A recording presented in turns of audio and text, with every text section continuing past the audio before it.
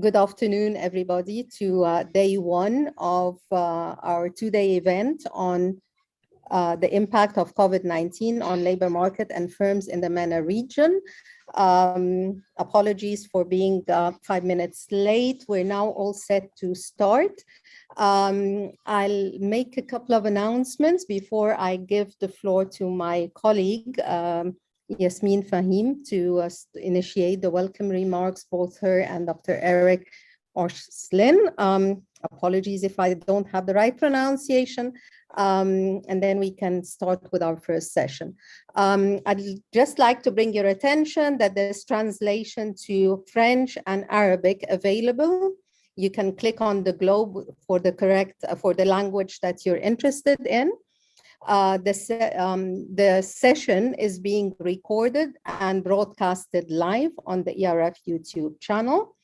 And finally, at any point in time, should our participants wish to put forward questions to our panelists, please do so through the Q&A section or raise hand for the floor.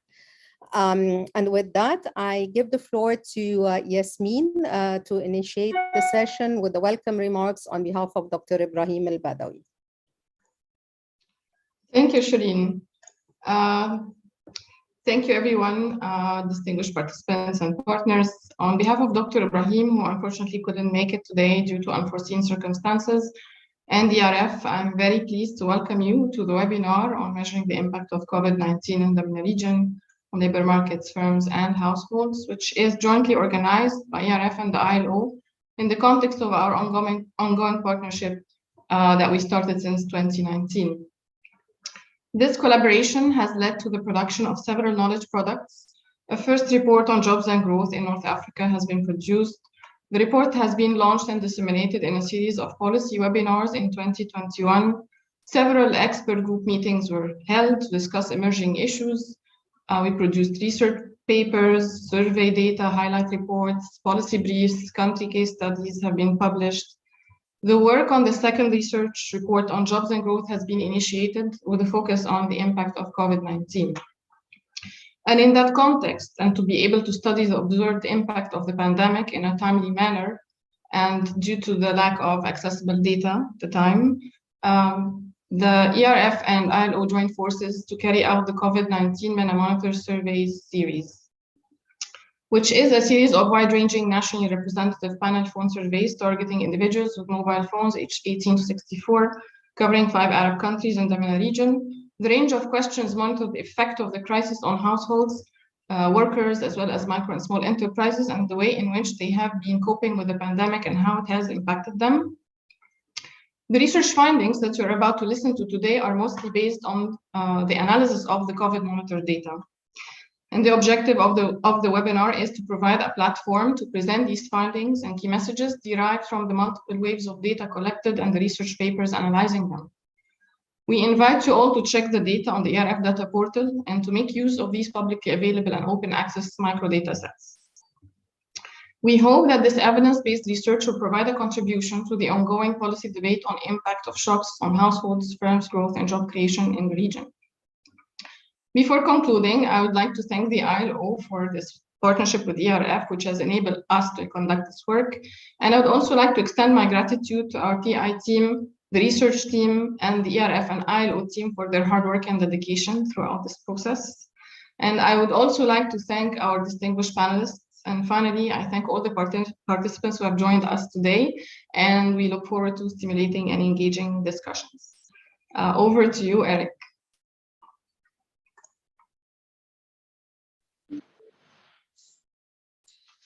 Thank you, Yasmin. I'm delighted to open today's 2 days webinar series on measuring the impact of COVID-19 on labor markets, firms and households, organized by the ILO Advanced Project in cooperation with ERF. First, let me thank SIDA, the Swedish Corporation, for funding the ADWA project and then all this work and all this survey. And I think that's very important of this partnership also with the Swedish Corporation, which is very keen on working on this issue. I would like to acknowledge and thank and greatly thank on behalf of the ILO, Dr. Ibrahim Al-Badawi, Managing Director of ERF, as well as Dr. Hagi Assad, Dr. Caroline Kraft, and Dr. Mohamed Mahrouni, and the rest of the ERF team. Our teams have worked closely and very hard to get to this day, and I believe that the sum of our forces has delivered a lot of value addition. We have been able to enlist prominent researchers, partner closely with NSOs and interface with policymakers under the common goal of advancing decent work in the region. As mentioned, we will hear in the next session about the result of the ILO-ERF Rapid Labor Force Survey on the COVID-19 impact in the region, as well as gain insight into specific subjects such as the care economy, fraud prices, etc. Regarding COVID-19, many assessments have taken place, but few have delivered data that may be considered statistically representative. Without intruding too much on the next session, we see that the share of unemployment person has increased by 50% in Egypt and Tunisia, and by nearly 30% in Morocco. Unemployment and inactivity has progressed more among men, while the reverse has been observed for women, with more women forced into informal and precarious work since the pandemic, likely to meet income shortfalls. Indeed, household monthly incomes have decreased significantly by more than 25%. This COVID-19 challenges compound the long-standing challenges faced by the region in creating sufficient decent jobs for its growing labor force, and concurrently to increase labor productivity and per capita incomes. These long-standing challenges have been covered in our first job and growth report published last year, and we are preparing to present later in this year the second jobs and growth report. Tomorrow, we will hear from the lead authors already some first clear results. You will be receiving invitation to attend the launch, and we very much hope to welcome you among us again. COVID-19 has deepened disparities and challenges in North Africa's labor markets. Youth and women, regularly and or formally employed workers, have suffered more income losses, unemployment, and underemployment. Recovery plans out of the pandemic are and must be an opportunity to address the long-standing decent jobs gap in this region. It is our hope as ILO that with this webinar series, we can make a contribution to address these challenges. In my conclusion, I cannot forget to mention that while COVID is still there, of course, we know that there are some cases, but probably with less impact on the labor market. Most countries, and especially Egypt, is facing a new crisis with the conflict in Ukraine. This has led Egypt in economic, financial, and food crisis, and probably with a stronger impact, a negative impact than COVID-19 in the last years. Then probably the next also surveys will need to measure also this impact on the labor market and on the economy as a whole, and the concerns from the government, from the partners, are even stronger because of the crisis in Ukraine. And I would like also to thank the ILO team led by Valentin and Luca for the excellent job they have done during this period. And I would like to thank and to welcome all participants to this event. Thank you, and I would like to wish you a very fruitful and very informative sessions. Thank you. Thank you. Thank you, Yasmin. Thank you, Eric, for the opening remarks. We have a very rich agenda ahead of us for today and tomorrow. Today, we'll be talking about the impact of COVID-19 on the labor market and care work in the MENA region, followed by another session on the impact of COVID-19 on firms in the MENA region. And then tomorrow, we're going to be dealing with the case studies and the preliminary findings for the second report on jobs and growth in North Africa. The full agenda can be accessed online. We'd be sharing that in the chat. And without further ado, I would just like to, I'm stepping in actually for Dr. Ibrahim for moderating this session, as he couldn't join us due to his illness, unfortunately. We'll be starting with the first session on our labor markets in the Middle East and North Africa, recovering from the COVID-19 pandemic. Our speakers in this session is Dr. Raghi Asad, University of Minnesota and ERF, as a research fellow and member of the board of trustees for quite a significant amount of time, and as a leader of a number of labor-related programs, having a clear stamp for ERF in that particular field. And Caroline Kraft, St. Catherine University, leading member of the team, and Mohamed Marwani from University of Paris, Pantheon Sorbonne, and we'll be sharing their detailed bios in the chat. And Gladys Lopez de Acevedo will be actually our lead commentator from the World Bank. Apologies if I've not pronounced the surnames correctly. And with that, I give the floor to Raghi to start the presentation. Thank you very much, Shireen, for this wonderful introduction. And let me share my screen.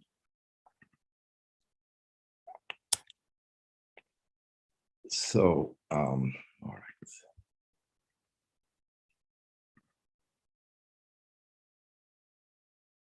So as Shireen mentioned, this is joint work with Caroline Kraft and Mohamed Ali Marwani, but also we have additional co-author Ruby Chong and Ava LaPlante.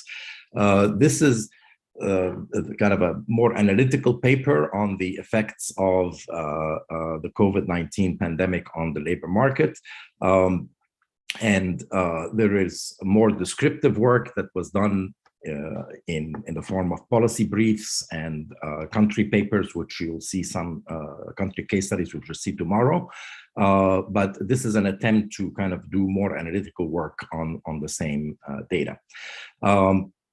So we know that the COVID-19 pandemic has really had very different and varying effects on different countries in the region, in terms of the intensity of the pandemic itself being quite different, the timing of the surges in the cases and the deaths was different, the responses that the government took for the pandemics in terms of stringency of closures and how consistent over time this response was also differed.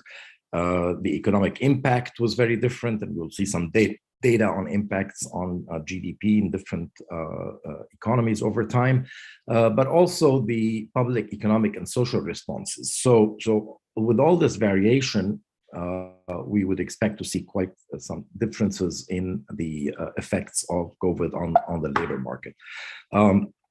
Now, so in this paper, we're going to examine variations across countries and time, and also across different groups of workers within countries in terms of how they were affected in three different outcomes: employment status, so employed, unemployed versus out of the labor force, which is we call the extensive margin. And then we also look at hours of work, which is kind of the intensive margin of work, and hourly wages to see the extent to which hourly wages have been affected. Now, the main focus is on Egypt, Jordan, Morocco, and Tunisia, although we do include Sudan. But as we know, there was so much else going on in Sudan during that year that it's really hard to attribute the changes we see to the COVID-19 pandemic per se. But we do have a couple of data points for Sudan as well. The period of analysis is from the first survey in November 2020 to the last wave of the panel, which was June 2021. So we're really looking at recovery from COVID, because we do not have, of course, a data point before COVID to look at the effects of COVID as such. But we're really looking at recovery.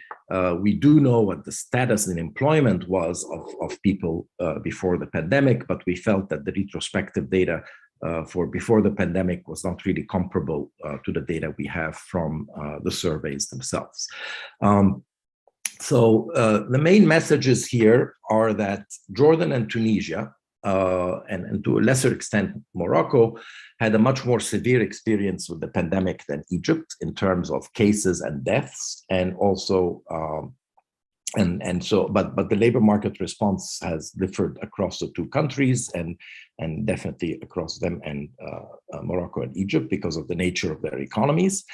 The social and economic measures to support workers, households, and firms were deployed, but generally, if you compare them to international measures across the world, they were generally of limited size, of limited duration, and did not reach very deeply into the society. So there were some measures taken to support, but generally a relatively small number of households and firms benefited from them. There was substantial recovery in employment indicators, even by November 2020. But there was also some potential reversal, and we can see that in Morocco, for instance, in June 2021, there is a decline in employment, and it's primarily because of cyclical issues related to Moroccan agriculture. So there are other things going on besides COVID that kind of result in the patterns that we see over time. Hours of work also recovered, but not as consistently and not as quickly. We see that the intensive margin of employment is the one that really matters for vulnerable workers. They usually can't afford to stay unemployed or out of the labor force. And so most of the time, it's really, we have to look at the intensive margin, and a measure that we don't look at in this paper, but turns out to be really important, is a measure called time-related underemployment, where people are not able to find enough hours of work to fully occupy their time, and that affects the more vulnerable workers more. In terms of hourly wages, the results are intriguing in the sense that there seems to be a reverse pattern to employment, and that is primarily because there is a selection process where the more marginally attached workers with relatively low hourly wages are the ones who lose jobs early on. and so you get this pattern where hourly wages appear to increase because you're getting only the more strongly attached workers in the sample, and then the reverse may happen. So hourly wages patterns are really more explained by selection than by actual changes in wages. But we do see that wage inequality initially increases substantially during the pandemic and then moderates over the course of the pandemic. So let's kind of look at the experience with the pandemic itself. So here we have cases per 1,000 and deaths per million. And you can see that clearly Jordan and to a lesser extent Tunisia had a pretty severe upsurge of the pandemic in the fall of 2020 and in early 2021. Tunisia had another upsurge in the late summer of 2021 as well.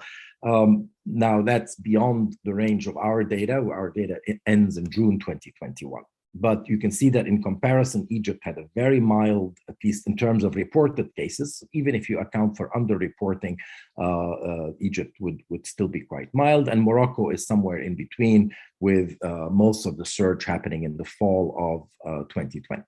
So the very different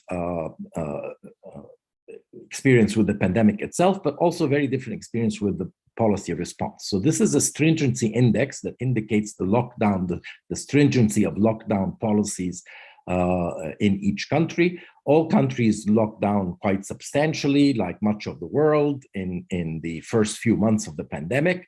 But then you can see the dramatic loosening in both Tunisia and Jordan after their very severe lockdowns early on. That loosening was associated with the big upsurges that we saw in the previous slide. And you can see that they've had to then lock down again. So by late 2020, they were already above world averages in terms of stringency, and they remained quite that high until the summer of 2021. Whereas Egypt remained fairly moderate in its lockdown policies, more or less at the world average for most of the time until 2021, where it really stabilized at a moderate level. Morocco remained above world averages all the way through in terms of lockdown, and Sudan had a very inconsistent track, as you can see, with all the turbulence that was going on in Sudan during that time. Now, in terms of economic growth rates, again, you see that Egypt had fairly mild effects, with Egypt and Jordan together had fairly mild effects. In fact, Egypt managed to eke out a positive growth rate throughout 2020, even though there was negative growth for 2 quarters, because it had fairly healthy growth prior to entering the pandemic, whereas Jordan had very low growth rates prior to the pandemic, turned negative, but relatively mild compared to Morocco and Tunisia, which had very large downturns in economic growth, and also big recoveries, of course, if you compare the second quarter of 2021 to the second quarter of 2020. These are comparisons to a year later, so a year earlier. So you can see that big recoveries. But overall, Morocco and Tunisia had large declines of GDP in 2020. Now, in terms of employment and social policy responses, as I said, most countries did take measures to protect workers and firms and households. However, these measures, in terms of fiscal size and monetary interventions, ranged from about 1.8% of GDP in Egypt, 2.3% in Tunisia, 3% in Morocco, 8% in Jordan, so quite a bit of variation, but comparing to a global average of 10.2%. So all below the global average response, especially in the case of Egypt and Tunisia. Now, a lot of the measures to protect workers and households were by extending existing social protection measures. So the fact that there was an existing safety net helped a lot, because you could just pump more money into these existing measures, and like the Kafala and Karama cash transfer in Egypt, like the Ramed program in Morocco, and you could reach more people and reach them more fully. There were attempts to create new social protection programs to, for instance, reach informal and irregular workers who were strongly affected during the pandemic and who weren't covered by any existing measures. But these were patchy and difficult to undertake as the pandemic was going on. Now, in terms of data sources, we rely, as Yasmin said, on the COVID-19 MENA monitor surveys, carried out in collaboration with ILO in most countries, but with FCDO in Jordan. So we have 2 waves in Egypt, February and June 2021. We have 3 waves in Jordan, February, June, and August. Morocco and Tunisia had the fullest amount of data, 4 waves starting in November 2020 going through June 2021, and Sudan had 2 waves. So the timing of the surveys differed a bit from one country to another. The COVID MENA monitor was a phone survey. The universe is 18 to 64-year-olds who have mobile phones, so it may not be representative of the population, just because the people who have mobile phones are somewhat different from those in the population at large. As you know, there were also firm surveys, which will be reported on in a different paper. So the data, the good thing about it is the data was made publicly available very fast, and a lot of researchers have already accessed the data to work on it. And it's really a very important resource to understand how shocks affects labor markets and firms in the region. So let's kind of look at the outcomes of interest. We have, as I said, labor market status outcome, which is kind of the extensive margin, employed, unemployed, and out of the labor force.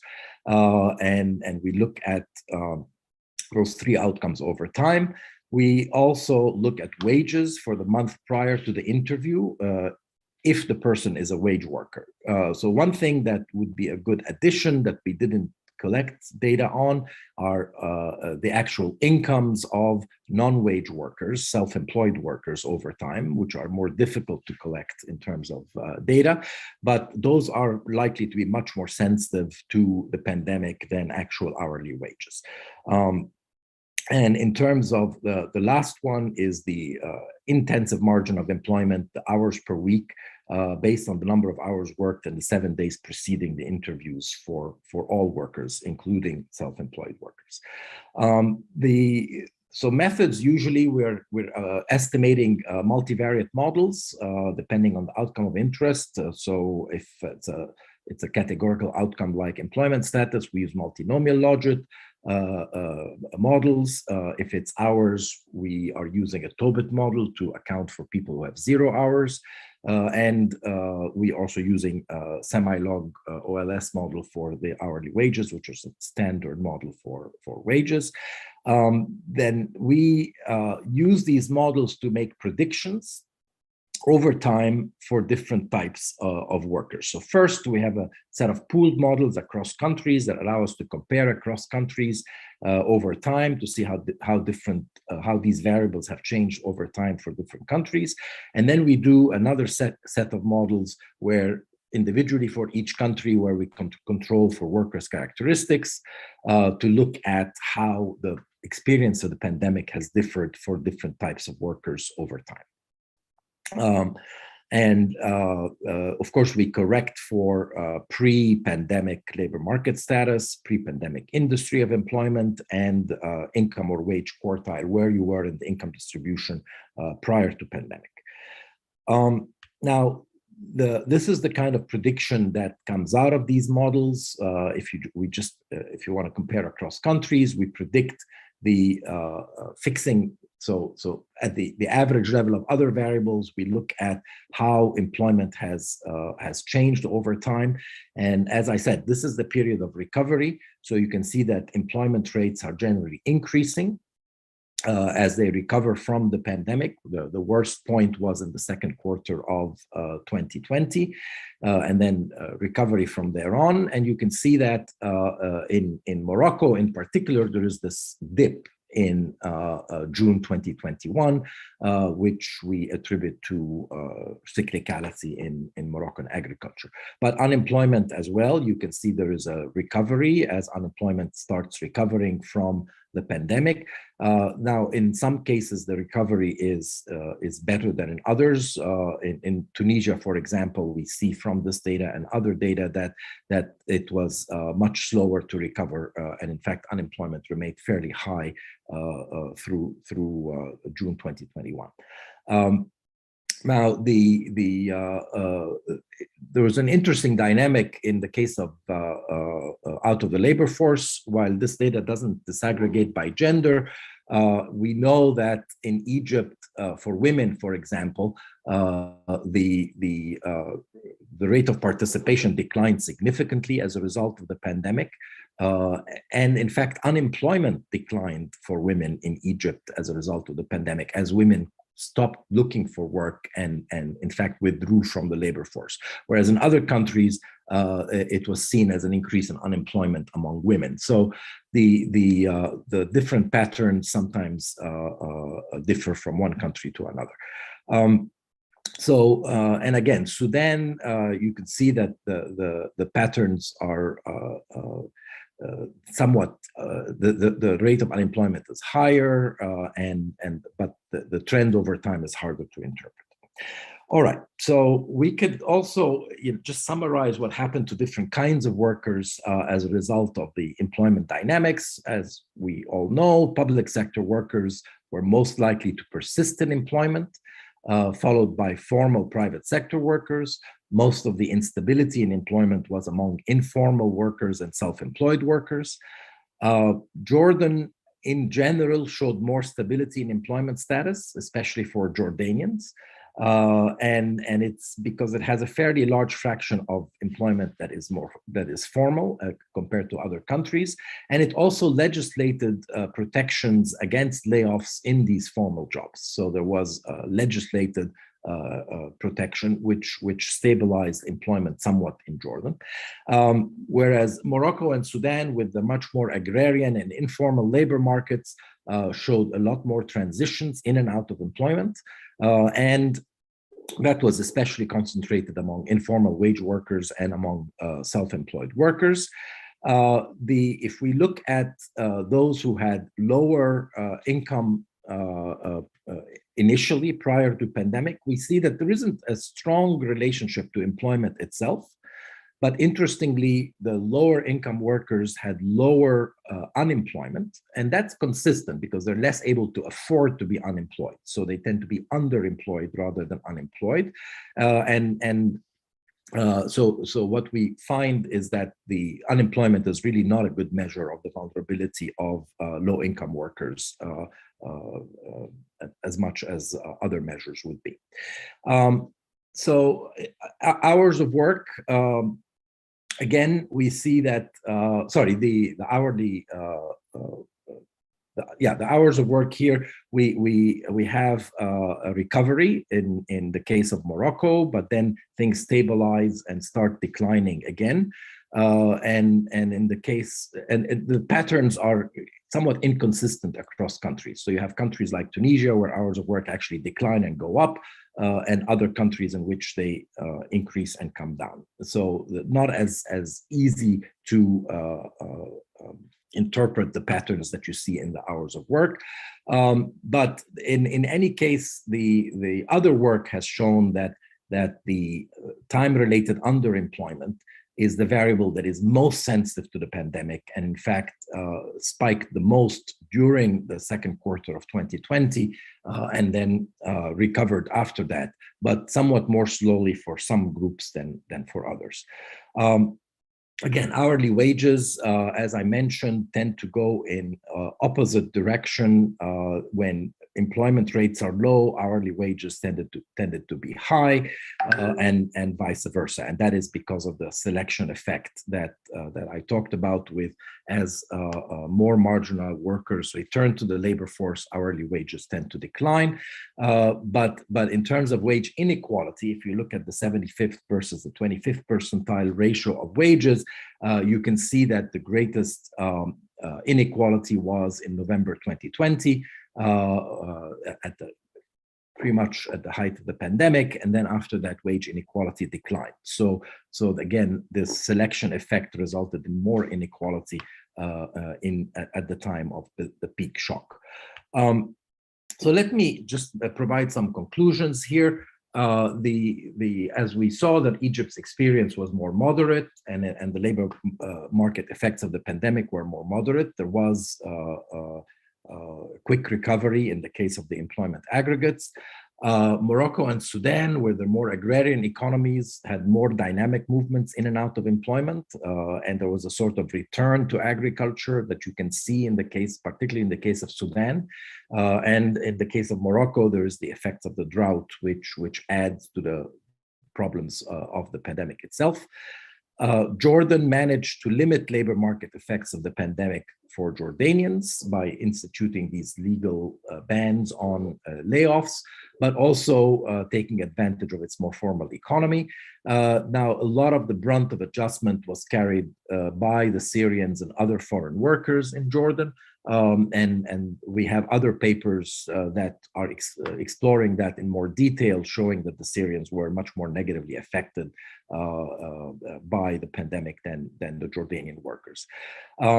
Now, Tunisia did recover somewhat in early 2021, but experienced a second downturn in the middle of 2021 due to that beginning of the second resurgence.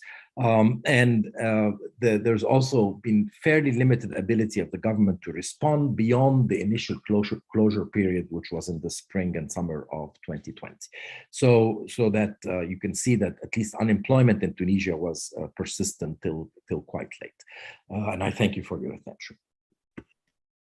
Thank you, Raghi. Thank you for a very rich presentation. I'll go straight to Gladys Lopez de Acevedo, our lead commentator for for this presentation. Gladys is lead economist and global lead for the World Bank Poverty and Equity Global Practice. And again, her bio is in the chat. Gladys, the floor is yours.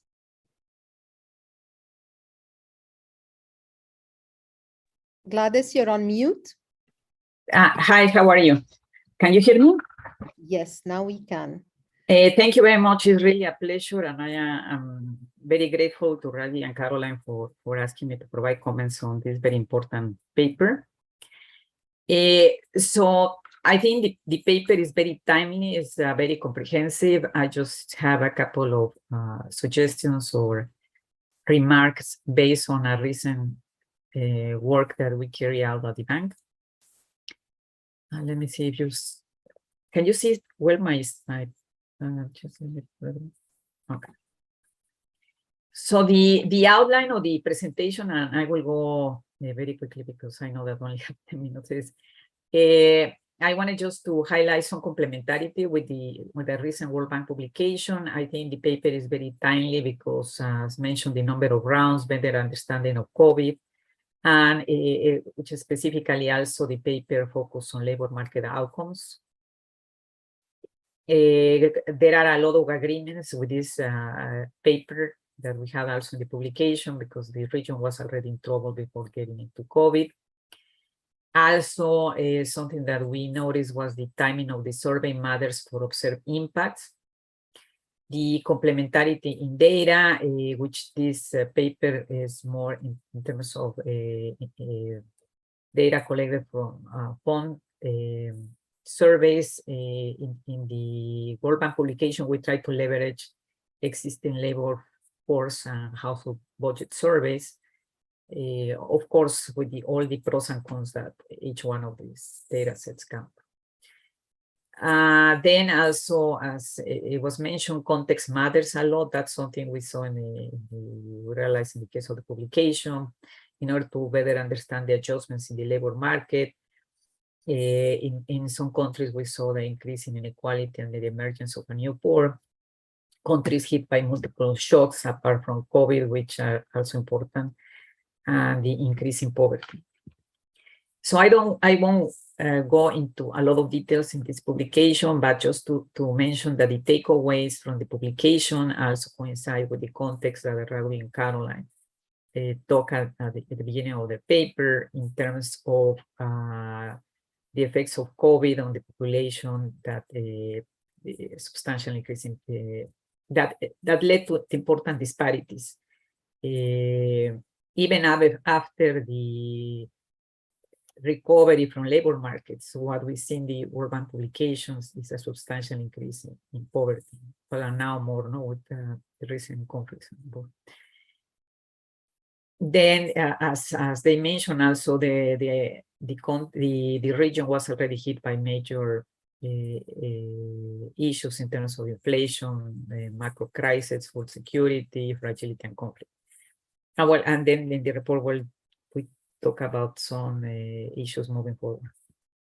The approach we use it was to try to understand the impact of COVID on poverty through labor and non-labor, through direct and indirect effects. And the paper focused more on, and this is really welcome in terms of labor, the labor market, and that's an excellent job. Well, just to put the region in context, as Ravi mentioned also, it's already the region was facing important challenges in terms of life satisfaction, increasing poverty. That was the only region on which poverty was increasing, and now more because of recent events. And as Ravi and Caroline said in the paper, there were, countries responded to COVID with in various degrees, in terms of the stringent index. I mean, some were more strict in terms of lockdowns and other measures in order to contain COVID. And of course, this had an impact in terms of the gross domestic output for the different countries. And this is something Ravi, also Caroline mentioned, is the timing of the survey matters for observed impacts. This is what we did in the case of the World Bank, and then maybe you don't see here the other. But depending on when it was collected information, is whether we were able to capture some of the adjustments in the labor market in terms of work stoppages or not. No? So that's a question. So that's a specific comment related to the paper. Which I think it will be useful, whether in the main text or later, to discuss the rounds of the data collected. Also more information in terms of how the rounds are implemented, whether the surveys are representative at the national and regional level, whether the dates for the data collection follow certain criteria. How the timing of the data collection might impact the results, and whether there is reason to have more rounds for a particular country with respect to others. And then on what I was talking in terms of the complementarity between the type of data collection, as mentioned, the phone surveys, and Raul and Caroline mentioned it has advantage because of the situation we were facing with COVID.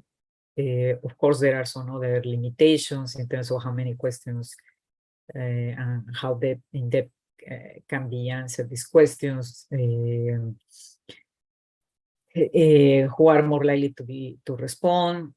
They also talk about that in the paper. And then in our case, we tried to complement it with simulations using household and labor force surveys. And in terms, and of course, it comes with also limitations because a lot of assumptions need to be made. I mean, in some cases, we were able to do, dynamic simulations, some other were static, but of course, given the context, it's difficult to predict. But definitely, in all cases, there was a substantial increase in poverty and inequality. The other specific comment to the paper is that I think the main advantage of the paper is, as mentioned at the beginning, it's providing a very comprehensive and detailed view of the adjustment in the labor market for all the countries in the region. And I think that's extremely welcome because that provides a good picture in terms of what happened. But also another suggestion will be to, if possible, is to explain a little bit more the country context, because it matters a lot for understanding the findings.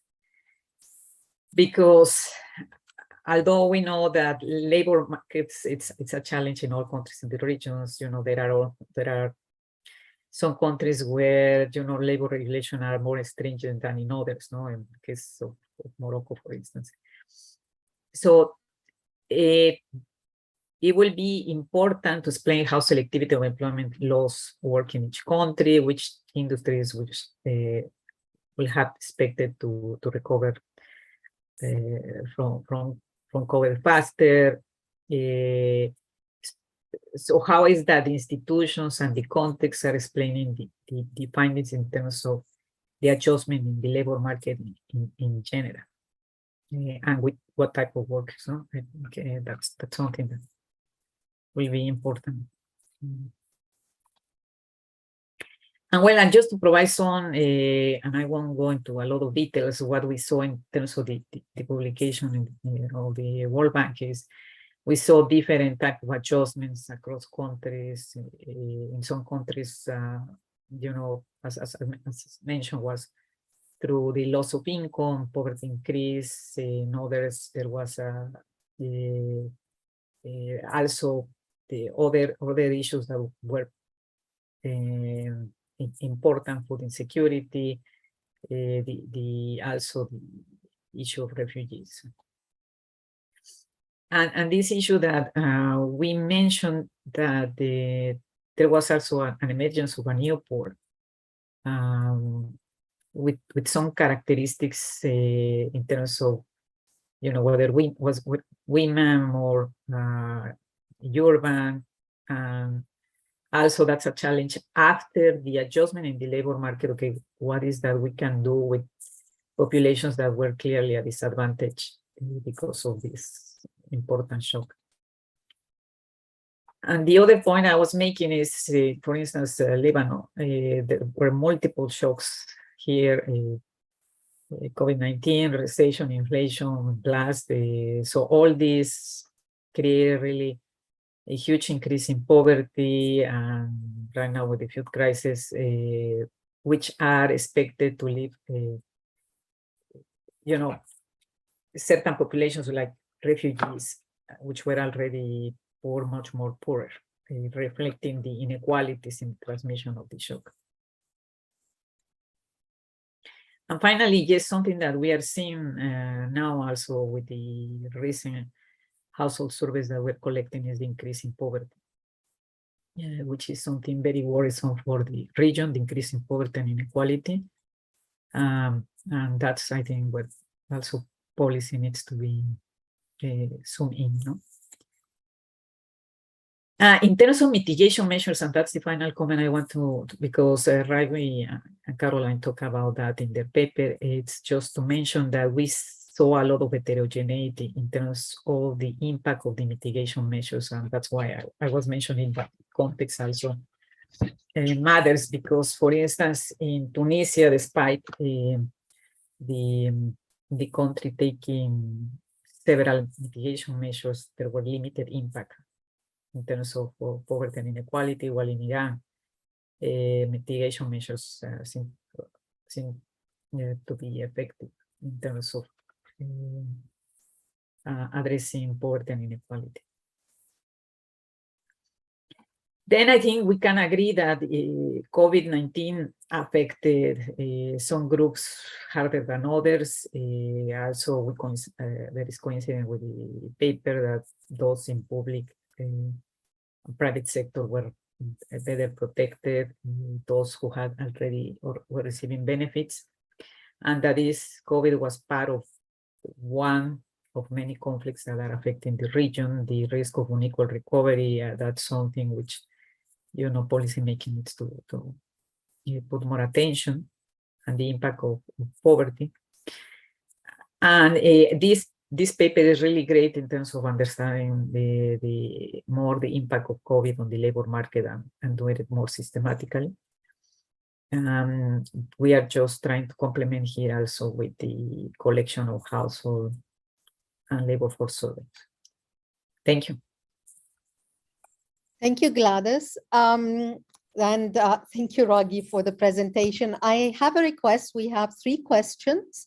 I have a request that we'll give the floor back to Raghi, Caroline, and Mohammed following the 3 presentations at the end of the session, where we'll also be addressing the 3 questions, so that we can make up for the time, if we may, and go straight to the second presentation on job loss during COVID-19, estimating the poverty and food security effects in Egypt, Tunisia, and Morocco.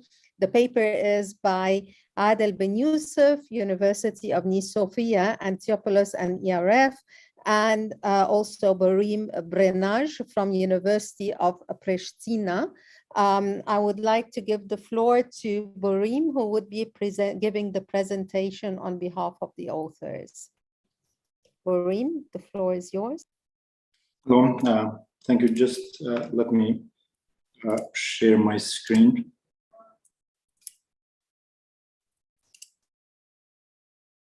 I'm sure that you all see my screen now, so I may just... Yes, perfect. Continue. So first of all, let me thank you. You may want to put it on full screen, if you may. So yeah, just...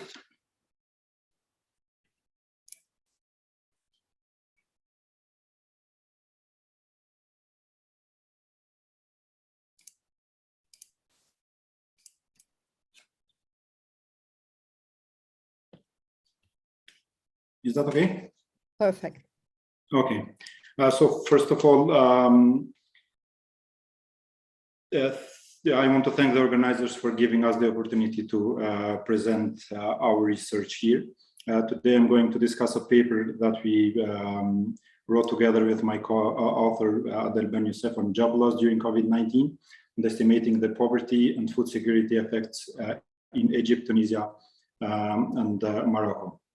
So basically this research project studies the effect of job loss due to the COVID-19 on household income, food security, and we were interested to see how are people dealing with this shock coming from coronavirus. However, we cannot compare the individuals directly because of the selection issues.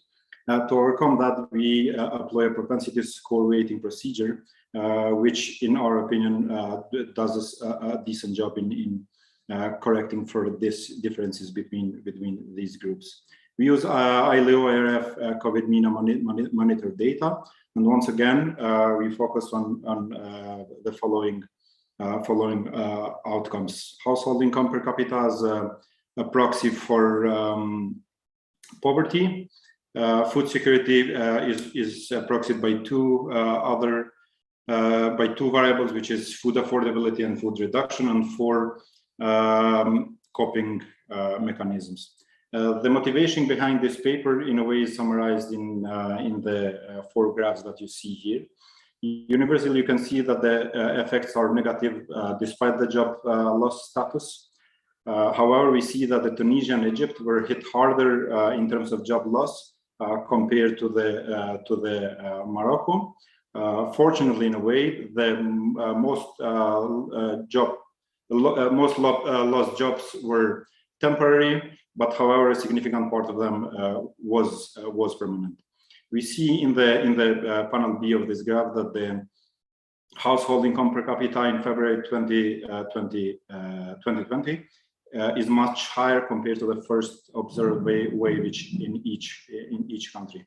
And then we can see that the job retainers or job losers, in fact, were hit harder than the job retainers in the household income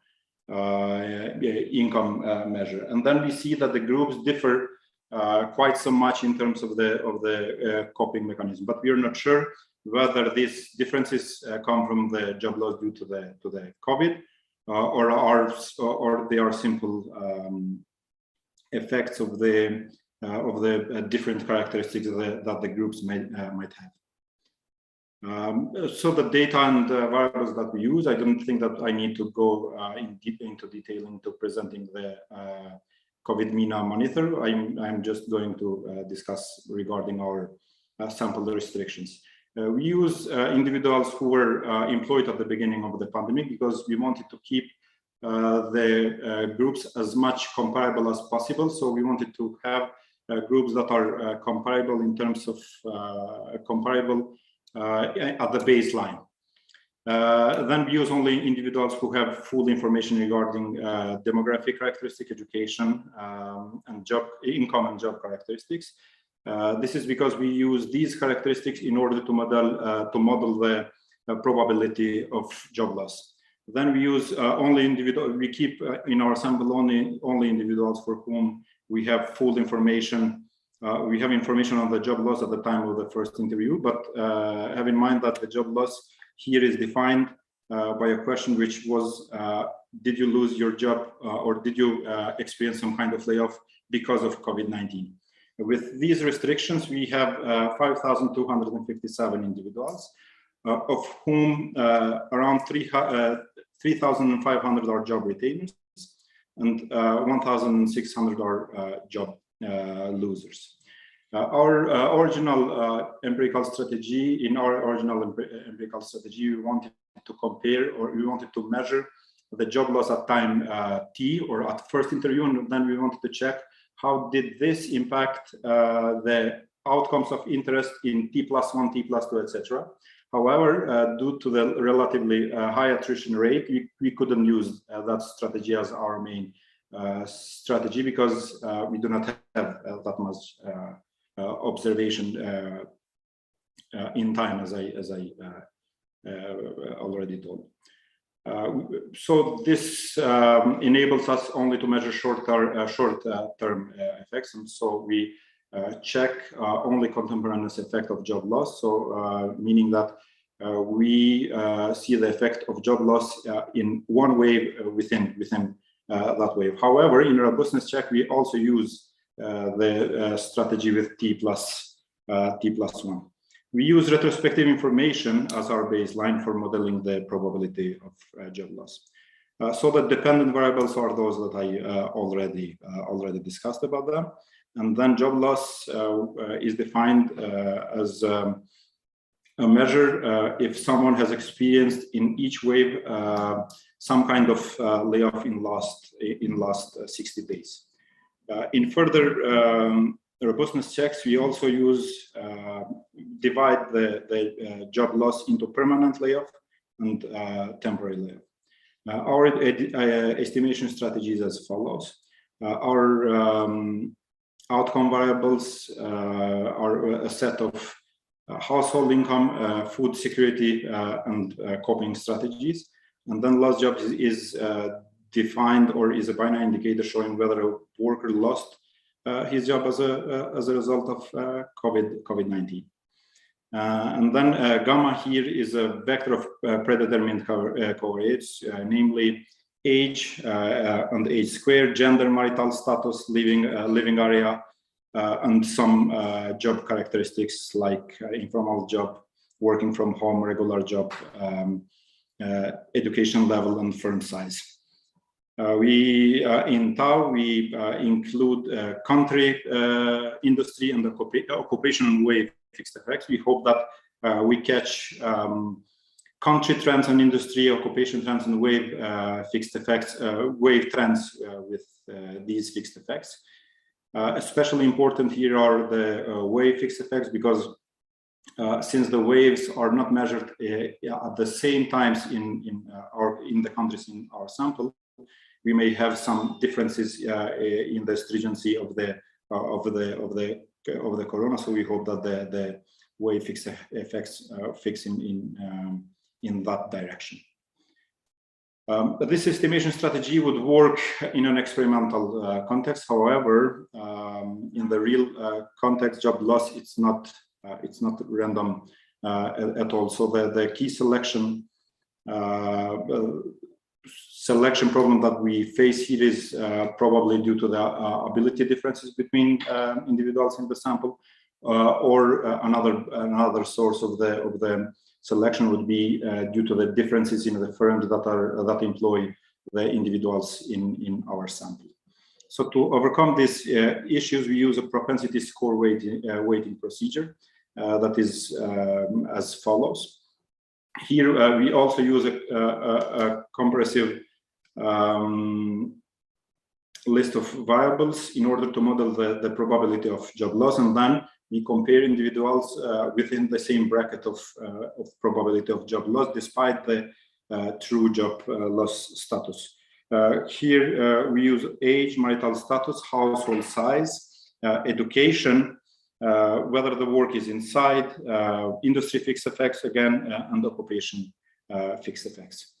So after that, we use these propensity scores as weights in the main regression, and we hope that this allows us to make a causal interpretation of our findings. The summary statistics in here we see when we compare the raw means, you can see that the groups differ quite so much. And then after we apply the propensity score weighted means, we see that the groups are much more balanced. For example, in the raw means, we can see that the job losers are much younger, are less, have a lower probability of being married, are more from a rural background, work in irregular jobs, are less educated, etc. And then we see that after we apply the propensity score weighting procedure, we manage to undo most of these differences. So we hope that this makes the groups much more comparable. So the main, as the main results, you can see that in the panel A is the unweighted regression, and then panel B shows the weighted regression. We see in terms of household income per capita, even though the results are in qualitative terms unchanged, both are negative, the effects for weighted regression is much smaller compared to the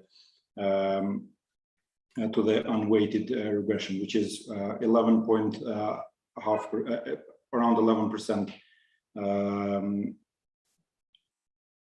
lower income for individuals who lost their job. Then we see that individuals or losing the job does come with an increased probability of not affording food, of reduced meal.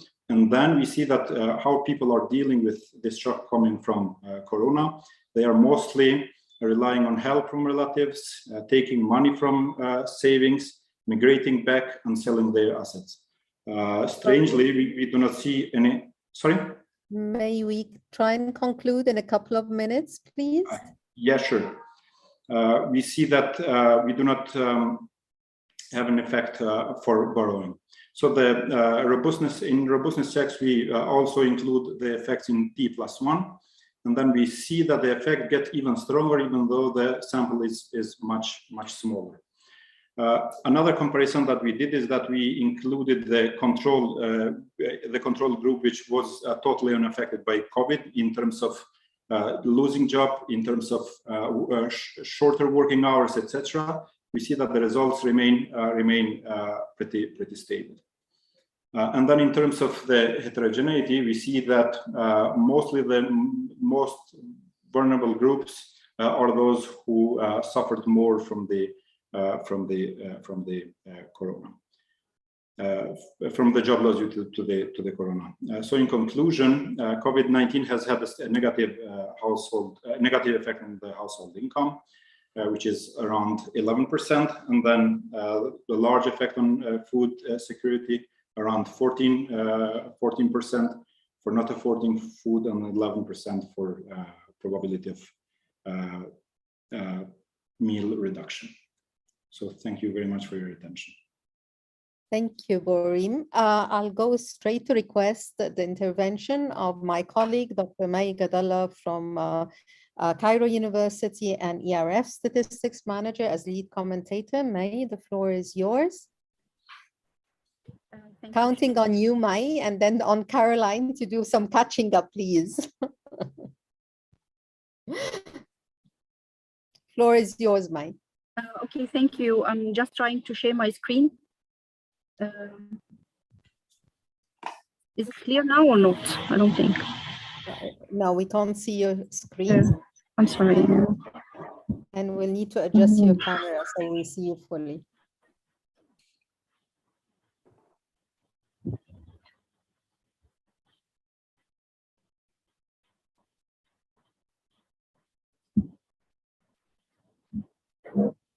I don't know what's not there. Okay, till I try to share my screen, first of all, I would like to thank the authors. I really enjoyed the paper and I enjoyed the presentation. Yeah.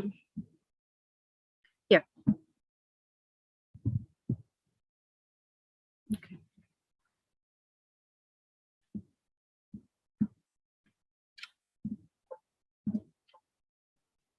We can see it.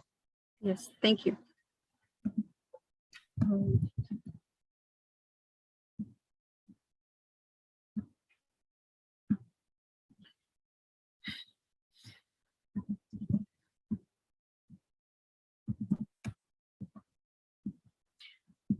The main objective of the paper, it tried to measure the impact of losing the job due to COVID-19 pandemic and the impact of losing the job on income and food security. In addition, the paper explored some of the coping strategies that were adopted by the households.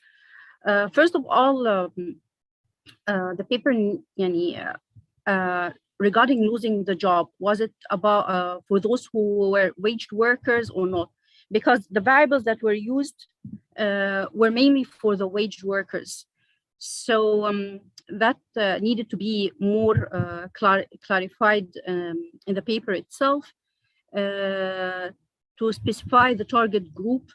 And if it used the wage workers in the analysis, I wonder whether they needed to highlight why the sector wasn't used, the government versus private. Was this due to the formality variable it was used instead, or what? In addition, in the data, it needed to clarify more about the data structure that was used in the analysis.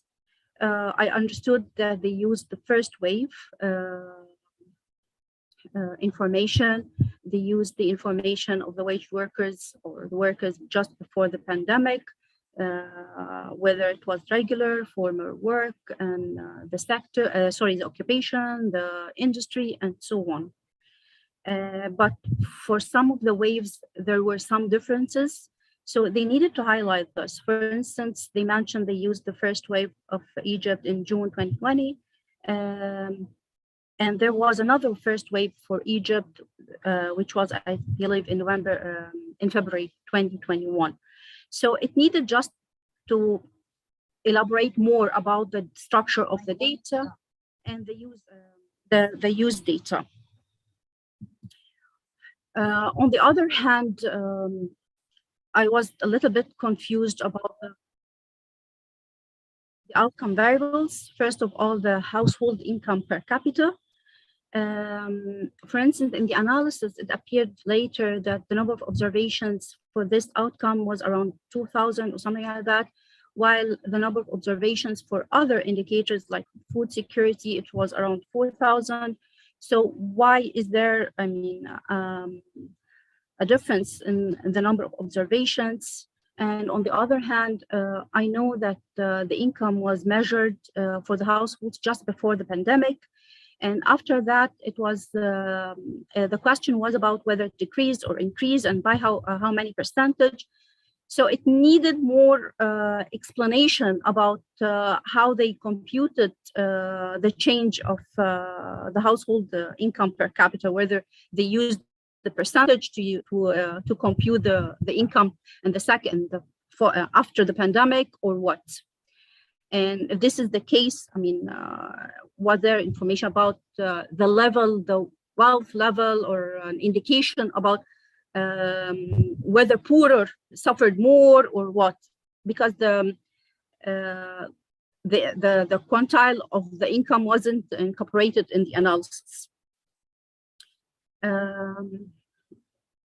Another question, this is related to the same question, because if they use the percentage order to compute the household income and after the pandemic, then it's still continuous and they can use the ordinary least square. If not, if it was just decrease or increase, so why not? Why using the ordinary least square? At the same time, for other food security indicators, it's yes, no. So there wasn't much information about the model. They need to say in a clear way that they use, for instance, the logistic model or profit model, and so on. And they needed to clarify whether, this is the change since the pandemic or the change since last month. Regarding methodology, I believe in order to overcome the selection bias, propensity score weighting was used, computed the probability of job loss, and then the estimated probability were incorporated in the following regressions as weights. So my question is, what about the sampling weights? Were they incorporated in the model and into the regression or not? Another question, propensity score weighting assumes that selection is based only on the observer characteristics. What about the unobservable characteristics? They mentioned the ability, it's not observable. Another thing that's a little bit different than having the least square weighted by the sampling weight or the propensity score weights, there is another thing that's weighted least square, which actually uses a different variance covariance matrix in the model. And I assume this is not what's meant in the paper itself.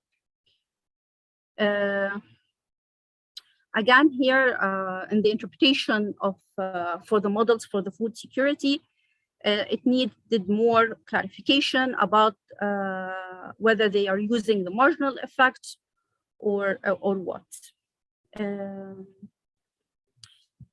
And the methodology as well, they used heterogeneity analysis. We usually use heterogeneity analysis in other analysis like meta-analysis, for instance. But in this case, they found that it differs. The outcome differs by the groups. Okay, so I was wondering by whether the job loss and the outcome groups. I was wondering, well, does it mean that they needed to have interaction terms or what with the with these covariates, the job loss with the covariates that were mentioned?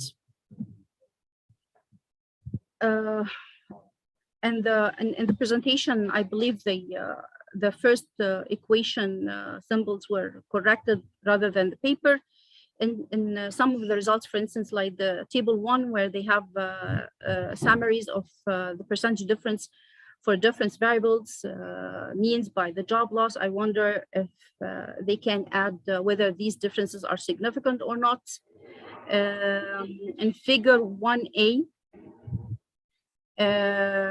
I wonder if the currency is the same for all countries or not. Finally, for the results.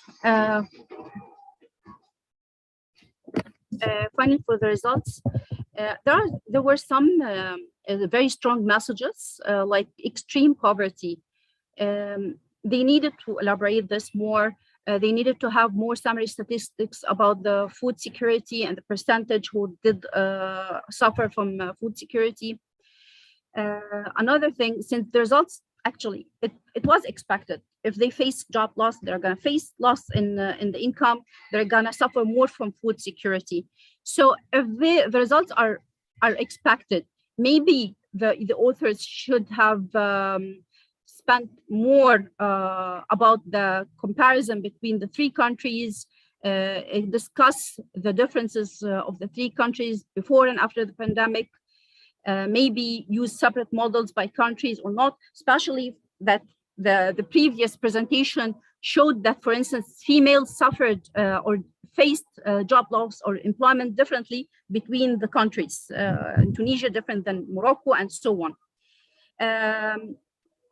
Again, for the future, maybe thinking about using the panel data and exploring the recovery and the employment and whether this improvement did improve the food security or not.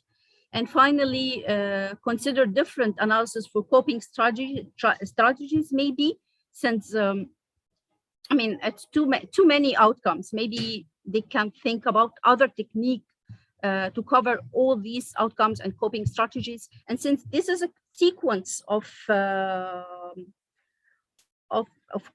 consequences, maybe something like path analysis in the future can be thought to cover the coping strategies. Okay, and that's it. Thank you very much, and thank you for the paper and the presentation. Thank you very much, May. Thank you.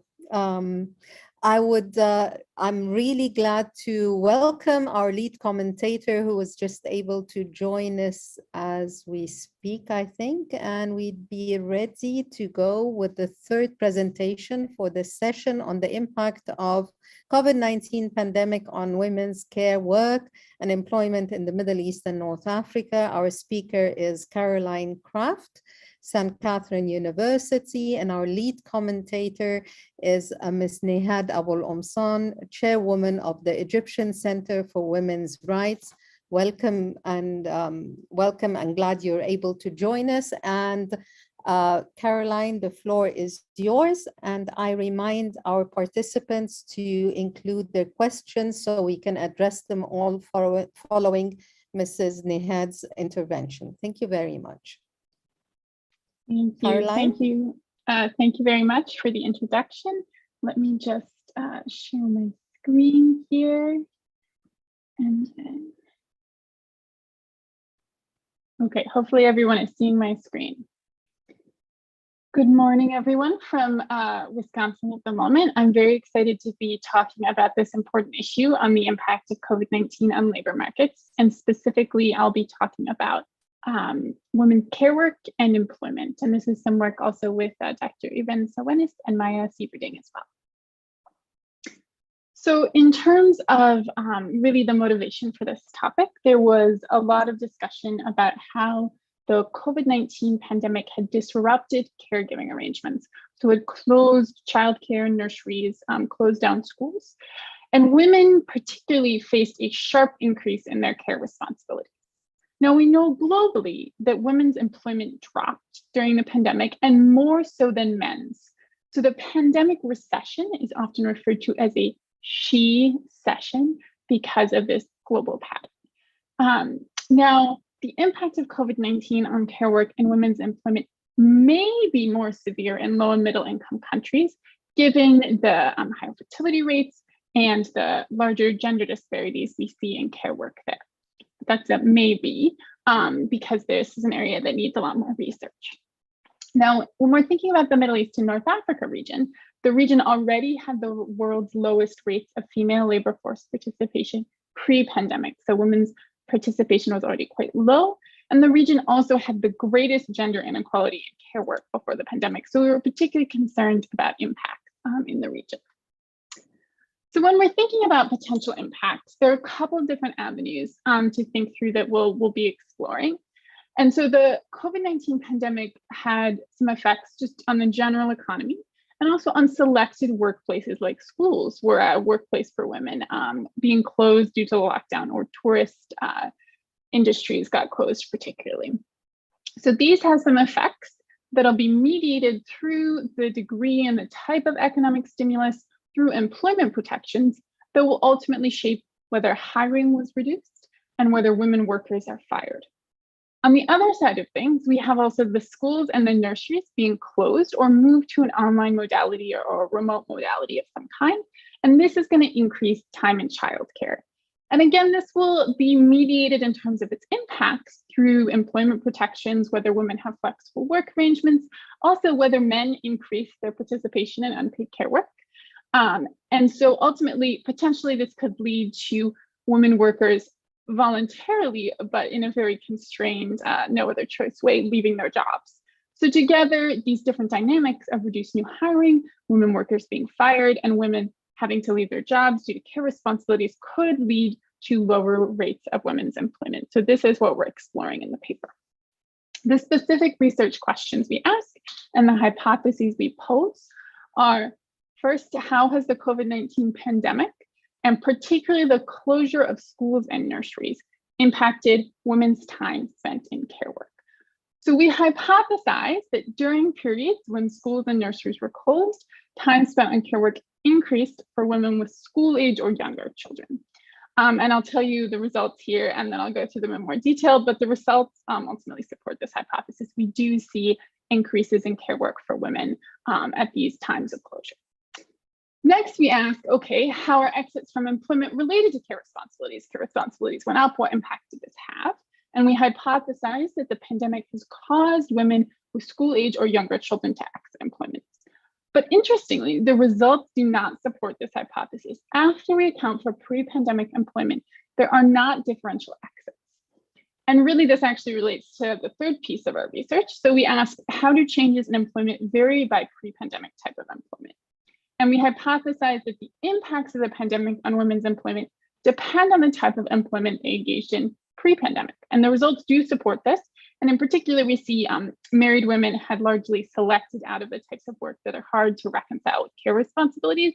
So although care responsibilities went up, this didn't necessarily cause additional exits for this already selected group of women. So I'll go through this now in more detail, but that's kind of the key storyline. The data you're now very familiar with, we're using the ILO ERF COVID-19 MENA Monitor household phone surveys from 5 countries and across the 5 waves. And we're going to present some pooled models where we put all the countries together in one model, and we'll talk about some country-specific models as well, because we looked at them both ways. We focus specifically on women, and we use the panel data in some of our analyses. In particular, we exploit the fact that we have multiple observations for the same women. And as a reminder, these are nationally representative of mobile phone owners, which is a selected group, particularly of women aged 18 to 64. And we've weighted so that they're representative of phone owners pre-pandemic after the application of the weights. So the two main outcomes we look at are in terms of care work. We look at whether people report the amount of care was more than usual during the past week versus February 2020, and we use a logit model as well as a women fixed effects logit. And we look at this for women in households with children under 18. And then the other outcome we look at is whether someone's employed in the past week, and that's also a logit model. The key covariates we look at, so for the outcome of care work, we have closure metrics on a weekly basis. So weekly calendar data of school closures from the UNESCO database, and we also corroborated with news and official decrees.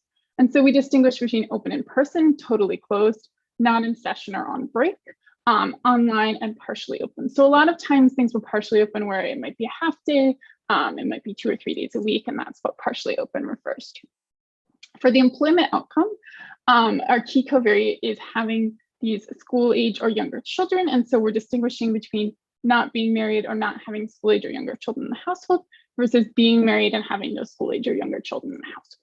And we control for a number of characteristics that affect labor market outcomes: age, categorically, education level, urban rural residents, in the administrative level 1 geography, the government or the wilaya, the wave of the survey, because there are patterns over time.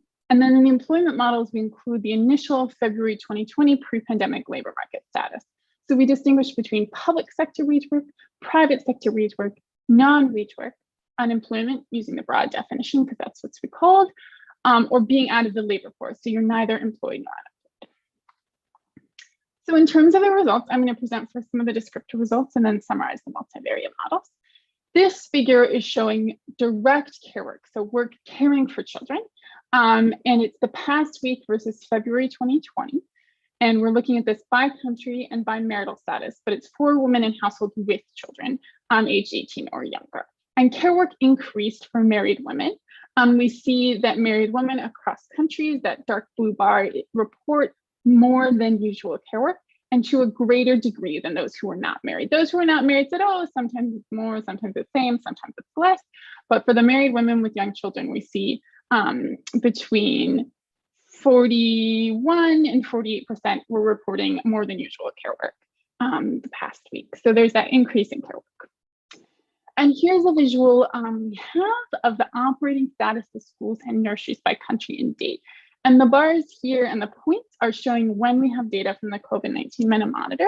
So that's why it's kind of interrupted, right? These are observations from the COVID-19 MENA monitor when we collected data from this woman. What was the status of the schools in her country? And so you see some variation. Unfortunately, the timing in Egypt means we mostly caught break, so not in session, but particularly in Jordan, Morocco, and Tunisia, we see a lot of variation in the modality over time between open in person, partially open, totally closed, these different modalities. So this is our key explanatory variable for those models. In terms of the multivariate results on care work and closure, so we're testing this first hypothesis that during the periods of closures, care work increased for women with school age or young children. And so this is the sample of married women in households with children. And the key covariate is the time varying school status. So that last graph where you see the time variation, we see if it's a time when the school is closed or only partially open, what happens to care work. And so versus open normally, totally closed schools significantly increased reports of more care. And this is true in the pooled model across countries, in the pooled fixed effects model, where we put fixed effects for women, and then in the country-specific models, the Tunisia fixed effects models. Interestingly, not in session significantly reduces reports of more care work, as did online only, which is true in the pooled fixed effects, the Jordan fixed effects, and Tunisia fixed effects models. So we're seeing these results that appear descriptively carry through, although the modality exactly varies in terms of impact, but we're seeing when schools were not operating normally, we're seeing some additional care work for women. Now, what happens on the labor market side? So this figure is showing for women who were employed in February 2020, what percentage of them had left employment at the time of the survey by country, marital status, and household composition. And we actually see in a number of countries, Egypt, Tunisia, and Jordan, the women who were not married were more likely to exit. Whereas in Morocco and Sudan, we see that the ones who were married with children were more likely to exit. And we'll show this in more detail, but it basically depends on the types of work people were engaged in, and also that women who were not married at the start of the data collection may exit when they get married subsequently too. So the exits, as I alluded to already, really depended on pre-pandemic employment status. So this is showing for women who were employed pre-pandemic, what percentage had left employment at the time of the different survey waves by their particular February 2020 employment status. So it tends to be that public sector wage workers did not leave, particularly in Jordan, Tunisia, and Egypt. If you were a public sector wage worker, you very rarely left employment. It was pretty reconcilable with your care responsibilities. But private sector wage workers, and particularly in Sudan and Morocco, where there's a lot of non-wage workers also were more likely to leave. So this is this interaction we see between the type of work, which also varies between married and non-married women. So when we do our multivariate results in terms of employment, we test first hypothesis 2, whether employment exits are related to care responsibilities. And then we also test whether type of employment, so the initial February 2020 labor market status, matters for those potential impacts of the pandemic on the employment. And our results are, so we see a lower chance of employment for women with children, that's significant in the pooled model and in Egypt.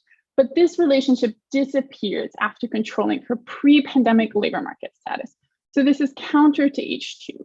Basically, versus public, all other statuses are less likely to be or stay employed. The differences are mostly significant and substantial.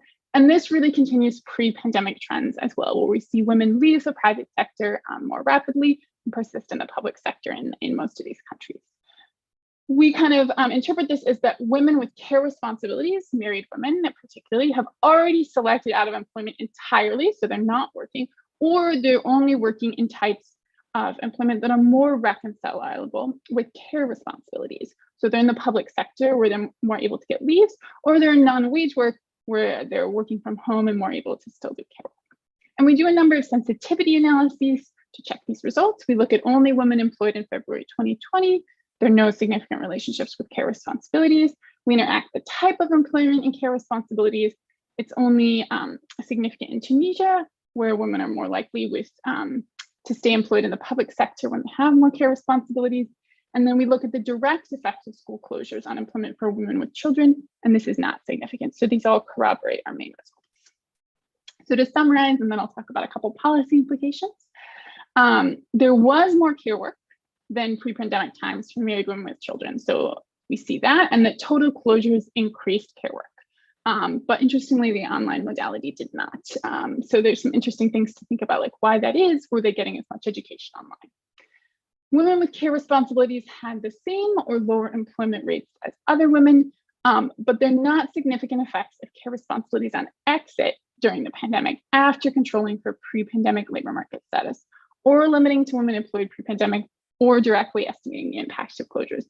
So we refute here our hypothesis that there was this big impact on exit. Exits from employment were actually lower for married women with children in Egypt, Jordan, and Tunisia, but higher in Sudan and Morocco compared to other women. And in part, this is due to the different types of employment we see in these countries, which corroborates our third hypothesis that the type of employment really matters. Women had selected in both cases out of private sector wage work in both these sets of countries. And they were in public sector work in Egypt, Jordan, and Tunisia, and in non-wage work, especially agriculture in Sudan and Morocco. So a few policy implications.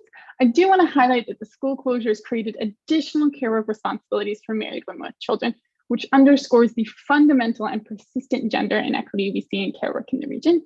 And so there's an ongoing and indeed more pressing need to recognize, reduce, and redistribute this care work. The pandemic offers a potential opportunity for men to do more care work, but we need to see if any of that can happen and be leveraged. The pandemic neither hurt nor particularly differentially helped women's employment. It's been persistently low. Women were concentrated in certain sectors. This is helpful during pandemic times. In the public sector, it's more reconcilable, but it really underscores issues with flexibility, employment protections in the private sector during normal times. And so there are all of these interlinked issues like addressing care work, overall weak labor demand, discrimination, and weak job creation that remain really important for women's employment. And there's an underlying fundamental issue of inequitable gender norms, this male breadwinner, female homemaker paradigm that plays into both the care work piece and the employment piece. And we see unchanging gender norms across generations that contribute to this. So thinking about sort of policy action, schools could be an important site for intergenerationally changing gender norms. And I want to highlight that it's challenging, but possible to change these norms. For example, there's been a real shift across generations towards educational equity, and that's what we'd like to see in terms of care work and employment as well going forward. So thank you for your attention, and I look forward to any questions and the comments. Thank you very much, Caroline. I'd like to give the floor straight to Nihat to try and make up time and start our following session in time. Nihat, the floor is yours, and really pleased to see you engaging with more ERF activities. Thank you for giving me this opportunity, and thank you for Caroline. Actually, the study is very important and shocking as well. Yani, when she concludes that there is no change intergeneration, is something not very shocking, but actually we would like or dream to see changes. The study is important because emphasize the difference between working in public sector, private sector, and marginalized sector or non-official sector as well. The impact of COVID, I believe women paid the larger price for what has been done, especially with absence of policies for changing. Even during the pandemic, we heard about many of policies has been taken, paper has been written, and the impact of these policies were very limited on women in the labor market and in their private life. The question we have, the study gave a lot of answers for these questions related to the stability of job opportunities women have in already region. It is already lowest rate of women employment in the world, and also highest rate of discrimination in the world, as Caroline started with her paper. The situation in Egypt is not very different than other countries in the studies. And actually, she gave us a response for a question we asking now in Egypt related to the huge gap happened in the labor force for women. 5 years ago, we had 23% women in the labor force. And after 5 years, we have now 16%. So we are in a situation, instead of increasing women participation, there is a regression or in reducing women participation.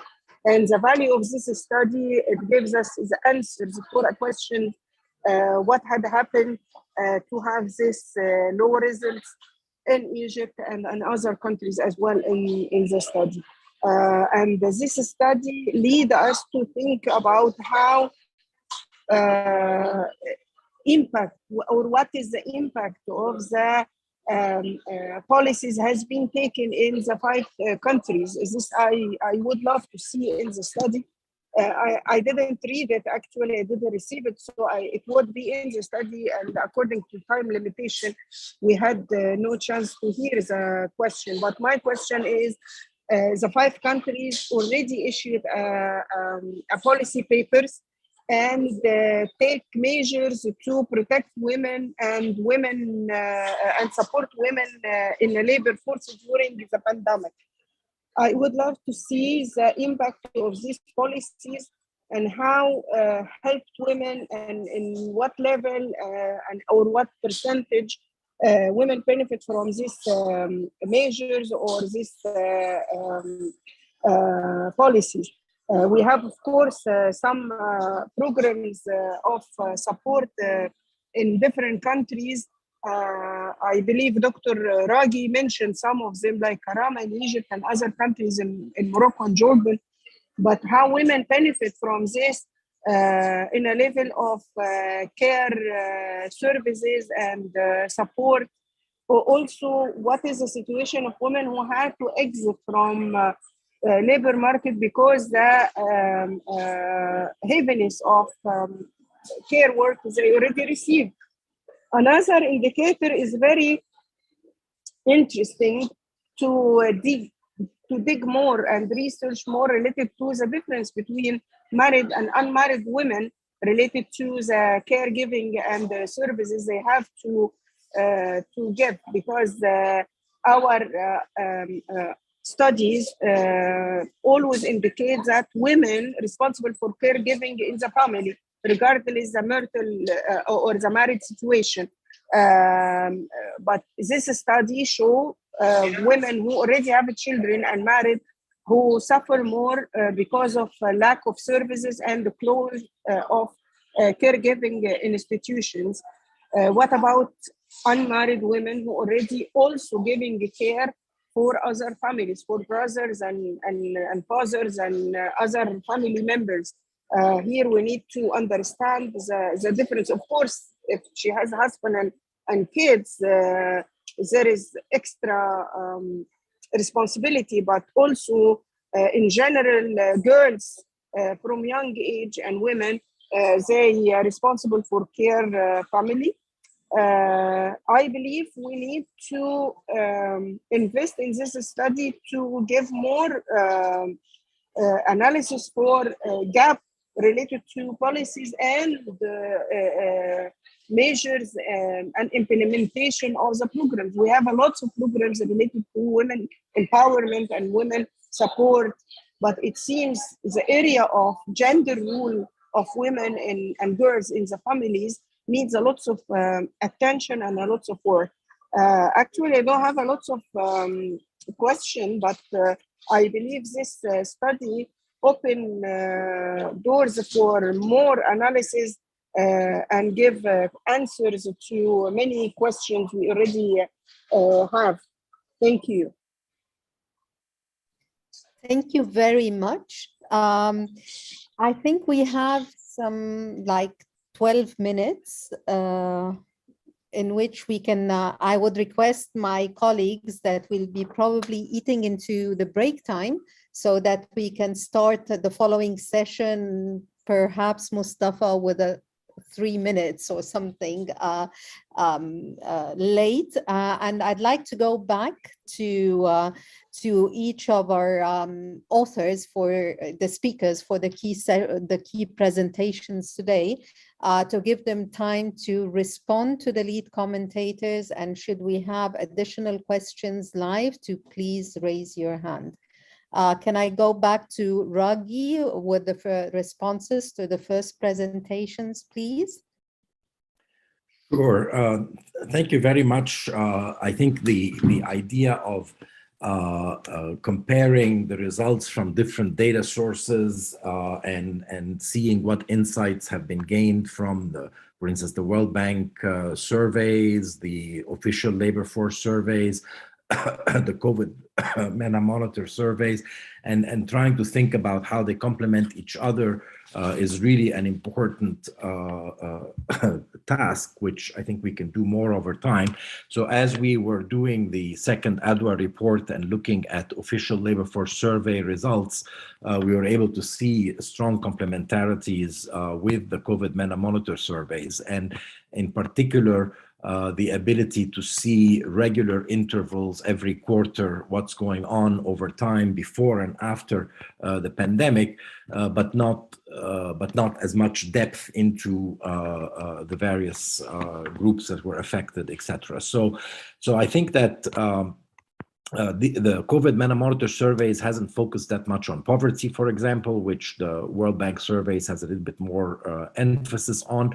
And also what Gladys talked about in terms of doing simulations to try and see what if you cannot measure directly the effects, but you can do simulations, I think is also a very worthwhile activity. So I feel that we are looking at this elephant, the effect of COVID from many different angles. And finally now with enough perspectives, we're able to tell what the shape of the elephant is. But every single one of these attempts is giving you at least parts of the elephant, and so I do accept very much the idea that we need to do more of this complementarity kind of work across different data sources. But I think I'll stop here.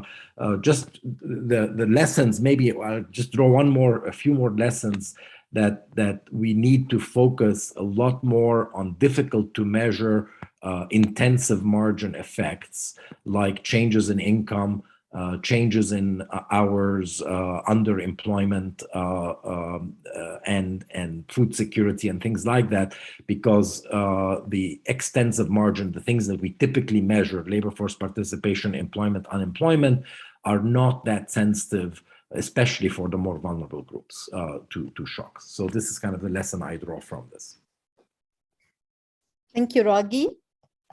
May I go to Borim, please, for the second presentation, responses to the lead commentator? Yeah, thank you. I want to thank the commentator for some great points that she raised. Actually, I didn't have the chance to get all the questions because there were a lot of questions, but I just focused on some key points. For example, one of them was a question regarding the definition of the income variable that we use, which is a variable that at the February 2020 we have information on the household income, and then we use the percentages of increase or decrease in order to define the income at the time T+1 or at the first wave. Another question that she raised was whether they are wage workers at the baseline, which is yes, we use only the wage workers at the time or at the February 2020 because we wanted to have as much comparable groups as possible. And then for the other points, I didn't have the chance to get them all in writing in such a short time.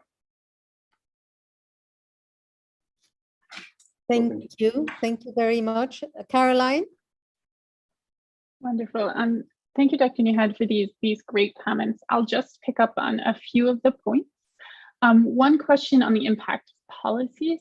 This is a really great and important question to try to look at some of the policies that can potentially redistribute care work, to look at policies that can promote gender equality, and also look at the many policies that were implemented to try to reduce the impact of the pandemic. I don't think there's been enough research looking directly at these specific policies, and part of this is a data challenge because you need a large group to have enough variation in, for example, receipt of different programs or cash assistance or eligibility for those. So that's been a bit of a challenge, I think, in terms of data. But the possibility to try to study some of these policies' impact, I think, is an important one to know really what works to try to help and support women's employment in these challenging times. To the point of married and unmarried caregiving, yes, absolutely. Unmarried women do caregiving as well, but it's fewer hours. So there is still inequality in terms of gender, but it's a shorter number of hours, so it's easier for unmarried women to reconcile private sector work and still doing their care responsibilities at the sort of in the same day, in the number of hours that are in the day.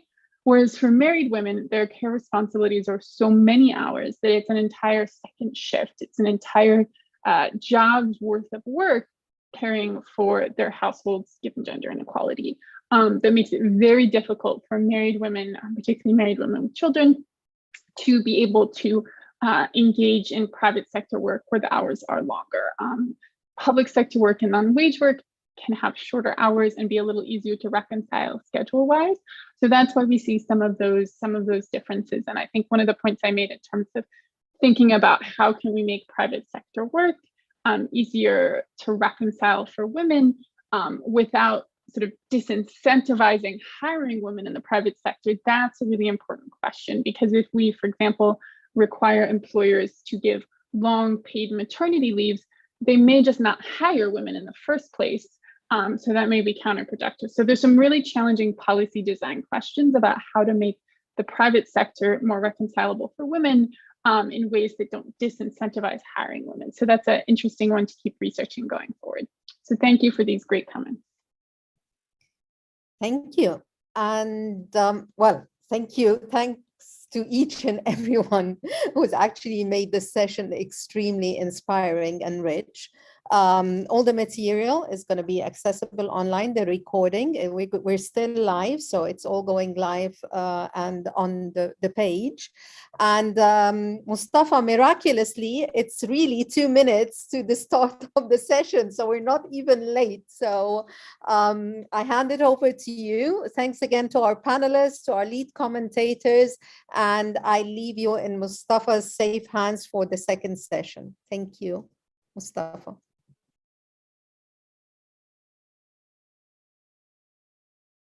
Mustafa, you're on mute.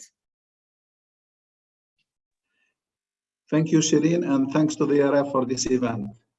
And thanks for inviting me to be with you this afternoon. This session is a session which is different from the previous one, which focused on the workers and the consumers. In this session, we're going to focus on firms, on the business sector.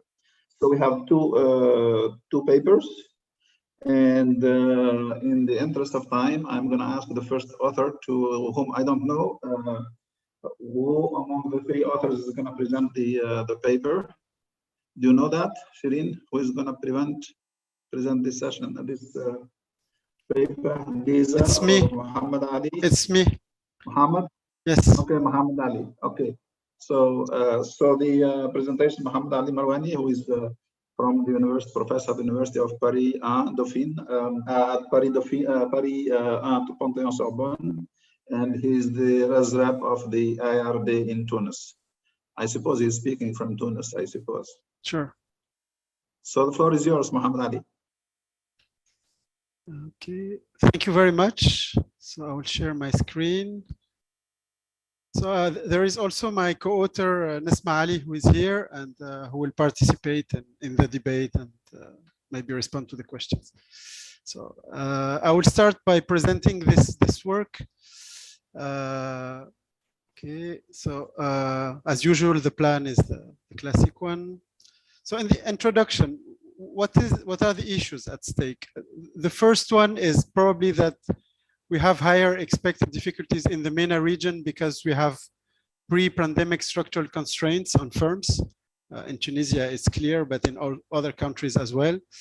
And of course, the fiscal space does not allow an equivalent. I think Raghi said it in an earlier presentation, does not allow a similar government support that has been seen in other countries.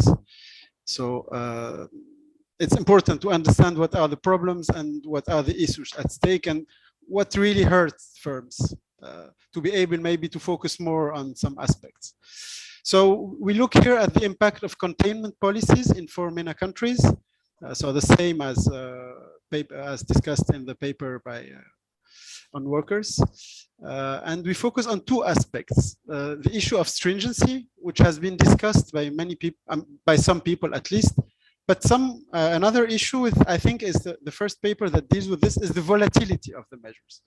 So the hypothesis here was that it's not only to have stringent measures, so difficulties of firm to operate, but also to have expectations that vary because the policies vary. And I think this issue is very important in macroeconomics, in many aspects in policy making.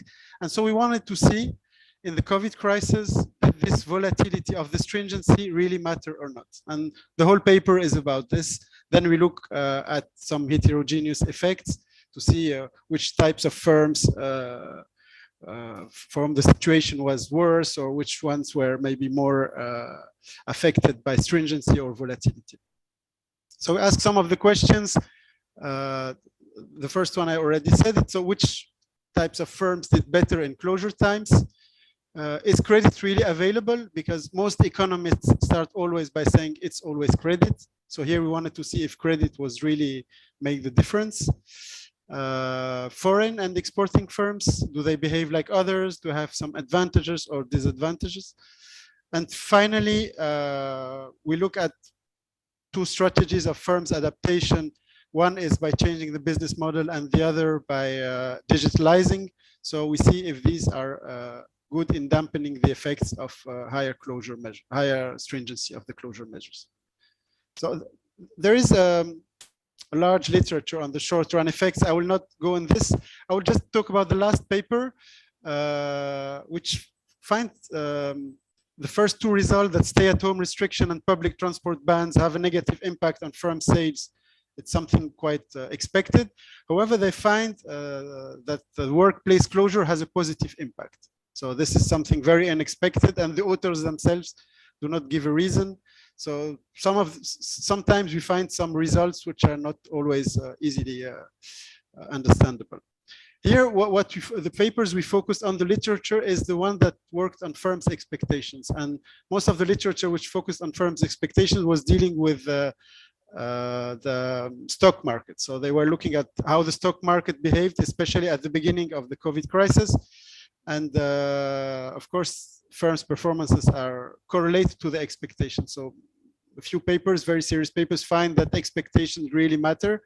And depending on the countries, what really changes firms' expectations is important announcement. Not so some firms did, some papers did a lot of.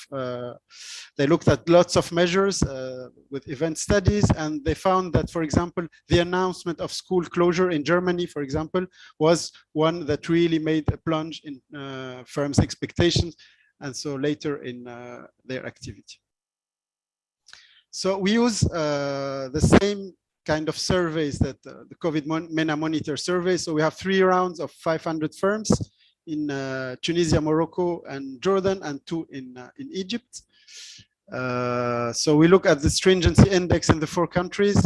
I think in the change of the presentation, we don't see the first names, but the first country is Jordan, the second is Morocco, and then you have Tunisia and Egypt. So if you look at the stringency in Egypt, it almost didn't change.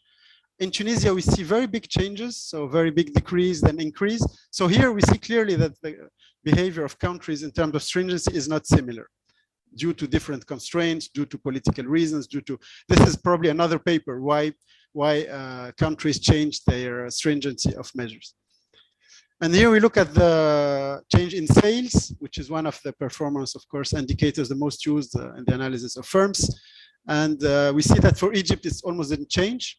While for Tunisia, Morocco, and Jordan, we have I mean, it has been changing quite a lot.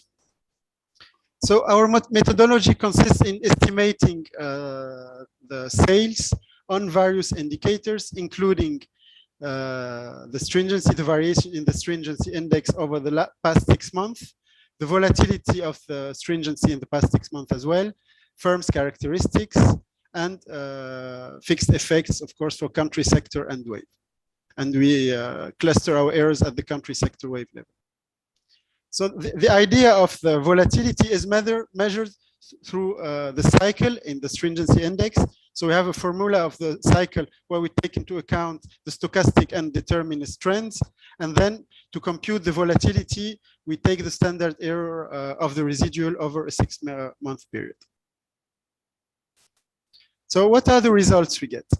The results are, as expected, negative for both the stringency. So delta SE is the variation in the stringency, and vol SE is the variation in volatility.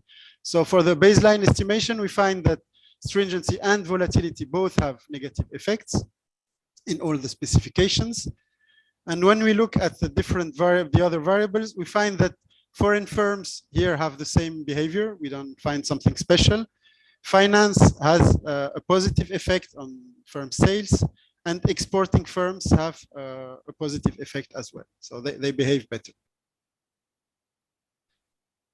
Size also, so we take as a reference the small firms that have between 0 and 5 workers. So we see that all firms who are bigger have better performances. So this is for the baseline. Now what is, I think, more interesting is the heterogeneity analysis, where we do some interactions.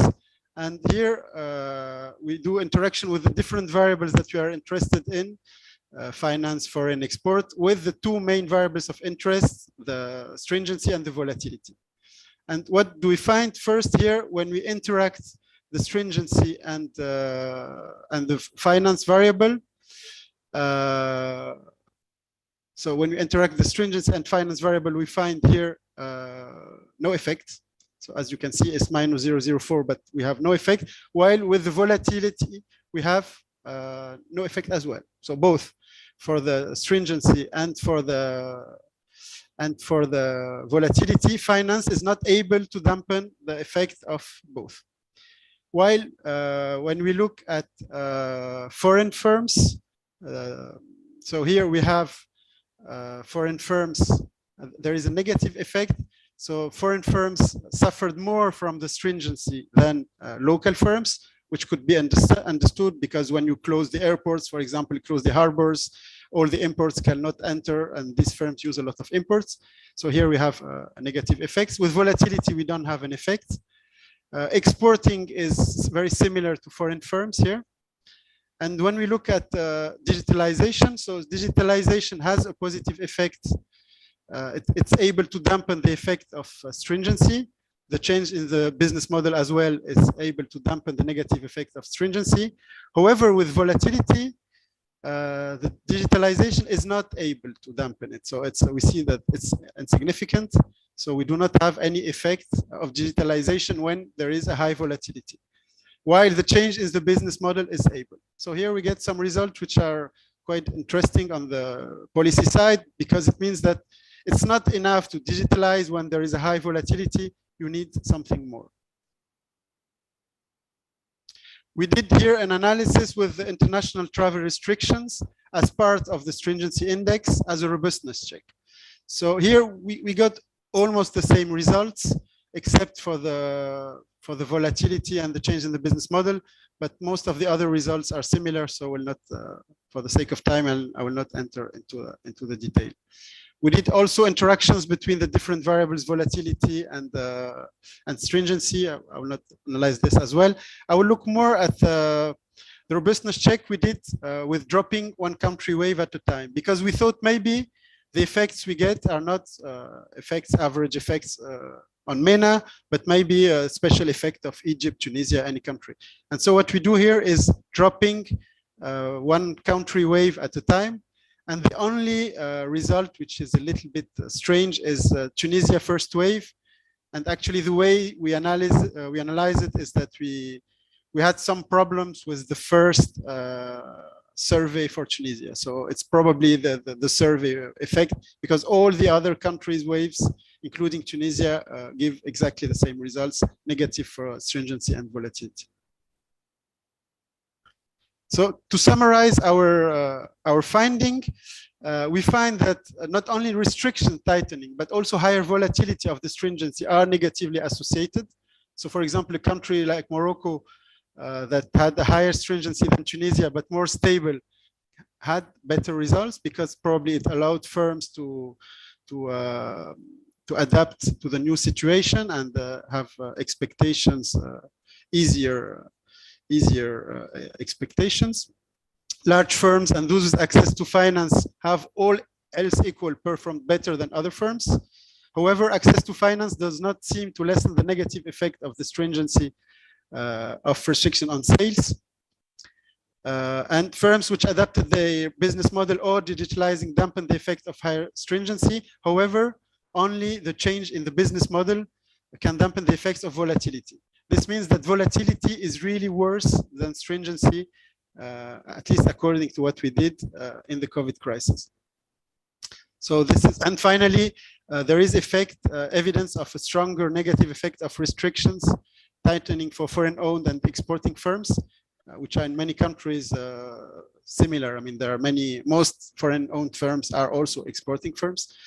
So we get a higher effect, and I explain this because they are more sensitive to the closure of airports, of not being able to import, etc.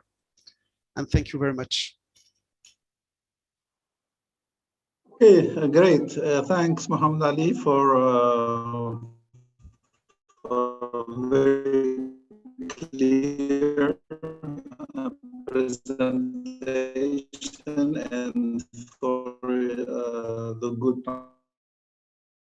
head of the Research and Statistics Department of the Central Bank of the UAE.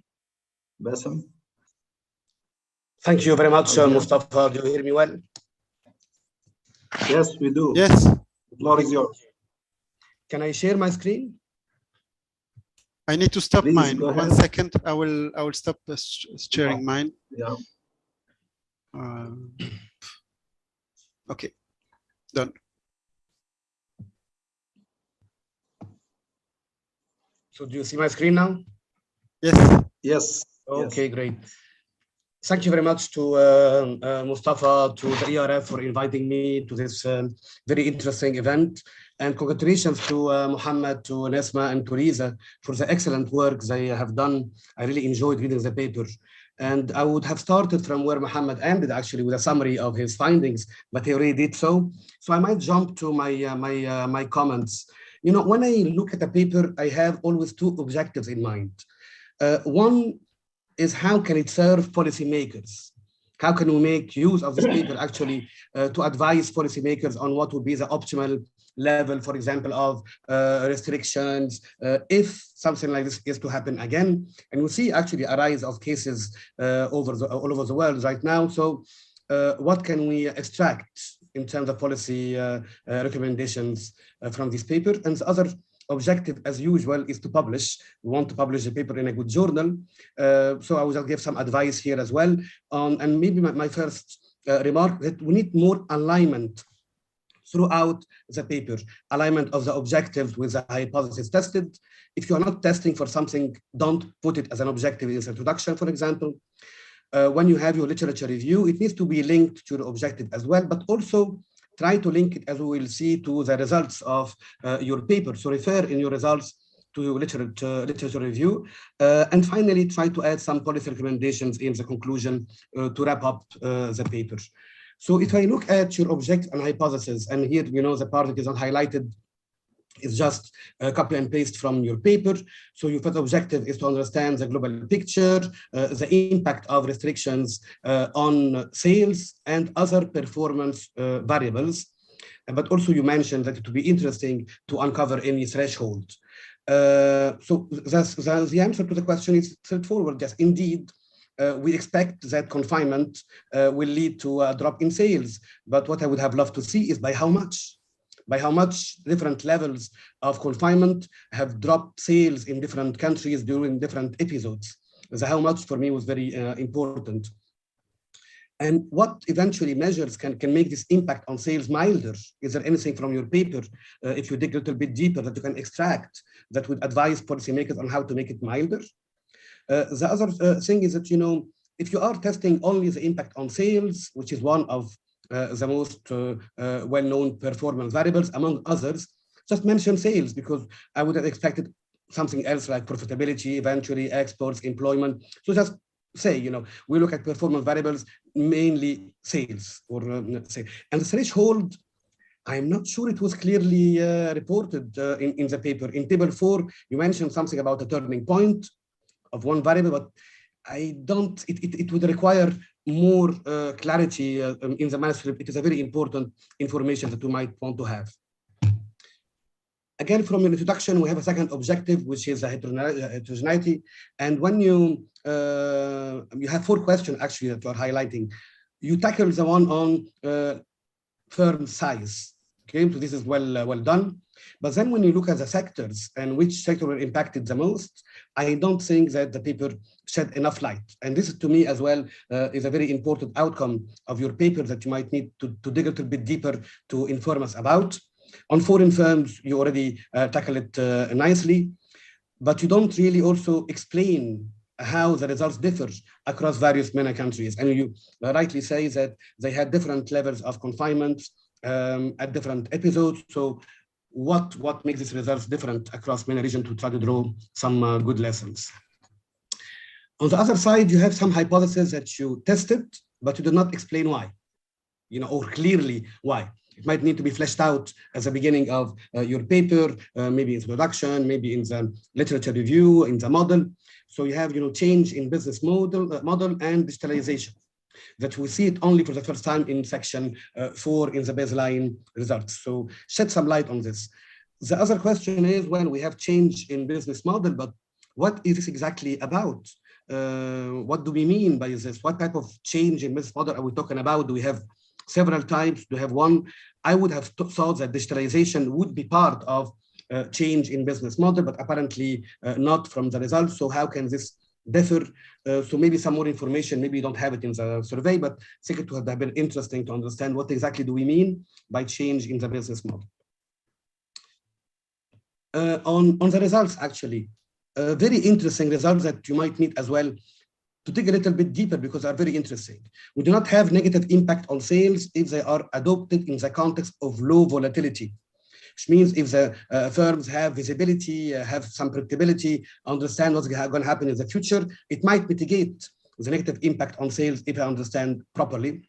But maybe this need to be further analyzed and exposed and explored, because it's a very interesting policy implication.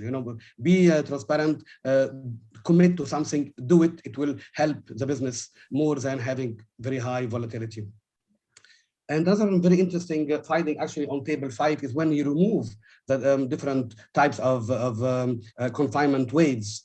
But you don't really explain what exactly happens during this episode. So you explain the episode briefly in section 3.2, but when you have such a very interesting results, when you remove some of the waves, first and third waves in Tunisia, second wave in Jordan, dig deeper and explain what exactly were the measures about, why you believe it has the impact that you see in your results.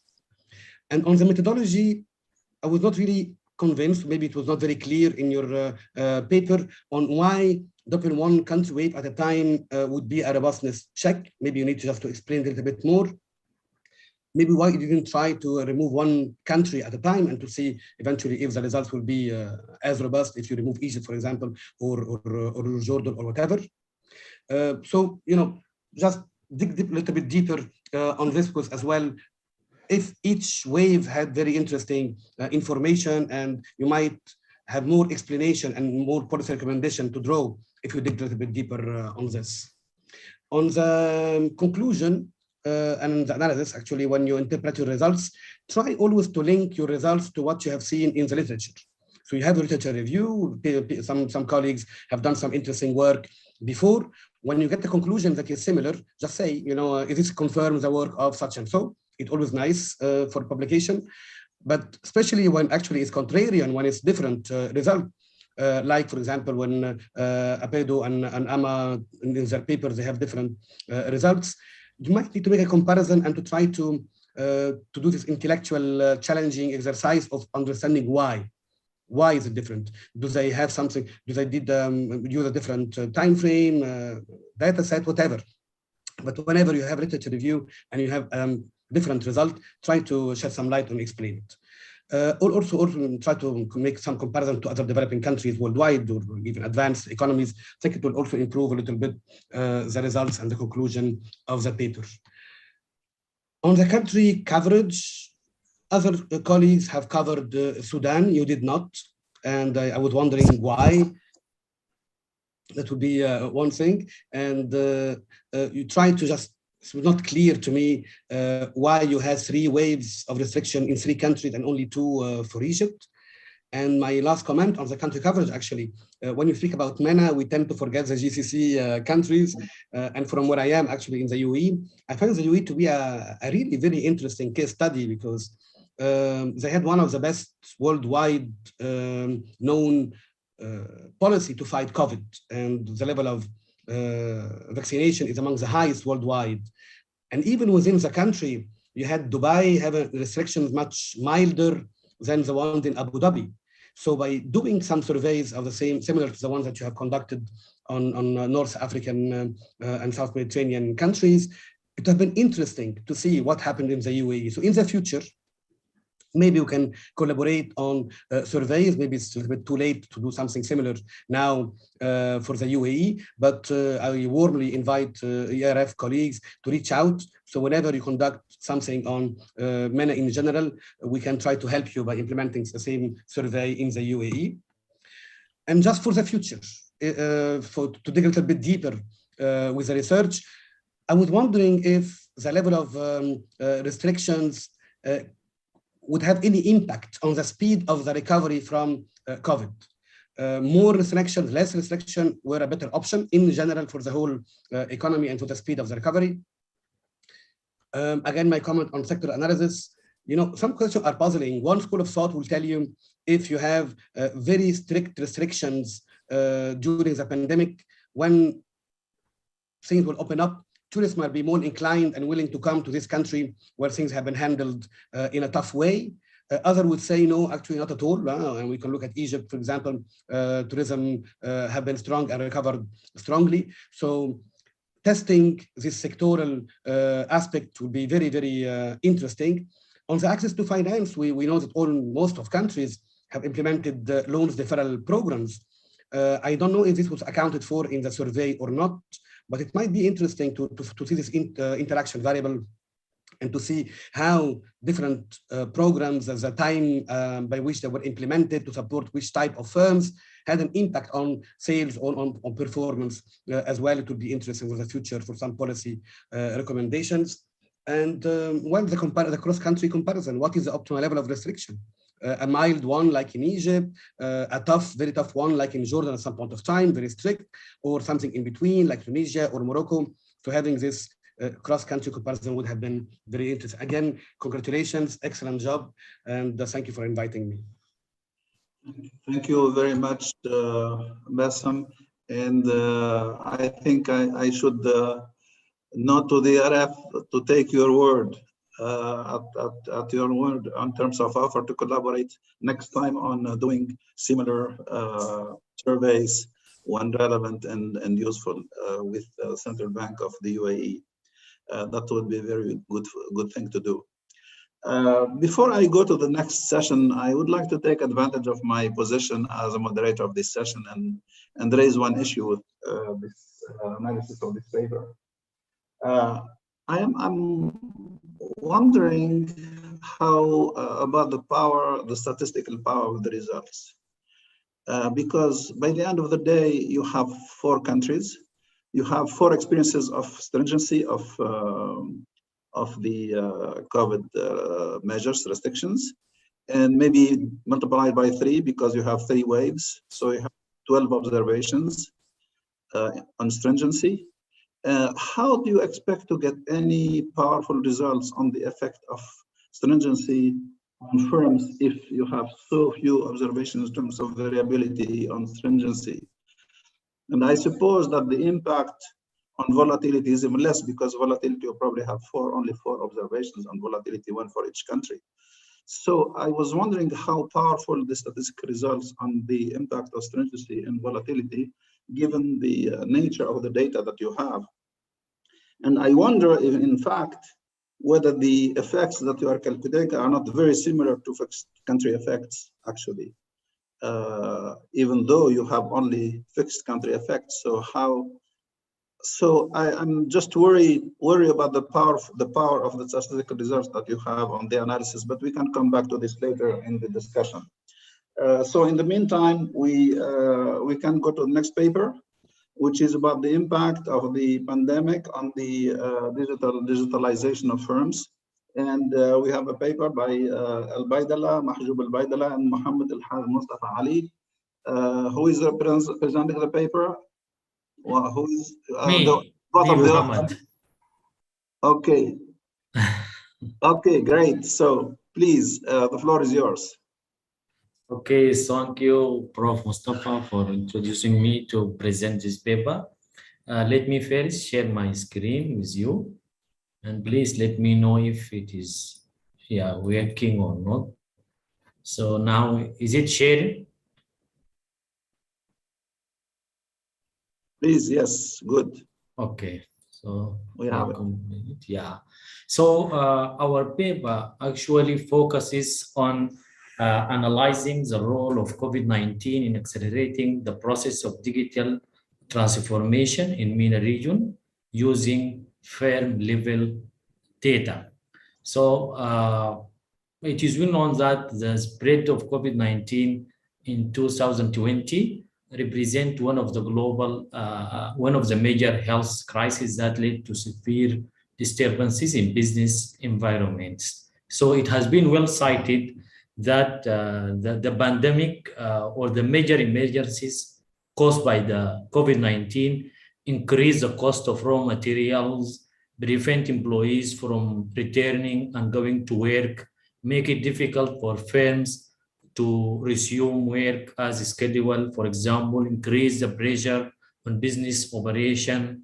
Maybe it may cause problems such as production shutdown for some firm, and also it may lead to disturbances in the flow of raw material supply, delaying production sales, each of which or each of these problems may cause serious or impose serious effect on firm cash inflows and disturb firm performance. So in the context of the MENA regions, we are going to focus or to propose the following question. For the sake of time, I'm not going to follow the track of the slides that prepared by the ERF. I'm going to skip that. So the problems that this study tried to answer are 4 questions. So firstly, we propose this question: does the COVID-19 pandemic improve or accelerate digital business transformation in MENA region? And to what extent the current digital transformation process vary across different firms? In other words, small firm versus medium-sized firm, and also according to firm size, types, and also across countries. Also, we try to answer the question about the determinant or the factors that push firms to adopt digital transformations, and also maybe the investment side of digital transformation is very important and represent one of the channels through which. Please, would you send your slides, please? Huh? Your slides. Can you move on the slides? Okay, now you're still in the first slide? No. Maybe. Yes. So can you move to the slides? The slides, please. So now, is it moving now? No, we are still in the first slide. So for me, they are moving. I don't know why. Oh, it's not moving on my screen. But here are moving. I don't know. Okay, so I ask you. Can we put it on full screen and then go down, because you might be going down on the side ones? You want me to put it on full slideshow? Yes, I already put it. It's not what we're seeing. Okay. I think you should stop sharing and share again. Or Muhammad, let me share from my side. Okay, you can share and I will present. No problem. Okay, now it's moving. Now it is moving? Now it's moving. We have figure 3 now. Okay. Okay. Now it is okay? We have research questions now, the second slide, I think. Now I move to the next slide. Is it displayed on your side or not yet? It shows research questions. Oh my God. Okay, let me try this. Yes, move now. Okay, Good. so now I think I should to stop full screen and do it like this if it is possible. Okay, go ahead. Okay, so in order to provide answer for this question, we use a repeated data from International Labour Organization and ERF COVID-19 MENA enterprise survey, which is conducted via rapid phone surveys. The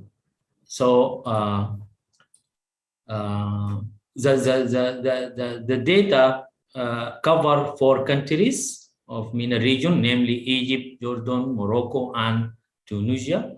And the data include 5,480 firms. So what we have here is in table 1, we present some stylized fact about firm adopted digitalizations. So here we have number of and percentage of firm adopted digitalization across countries studies. So as we can see in the table that about 49% or 50% of the total firm in the sample have adopted digital technology in order to cope with troubles caused by the pandemic.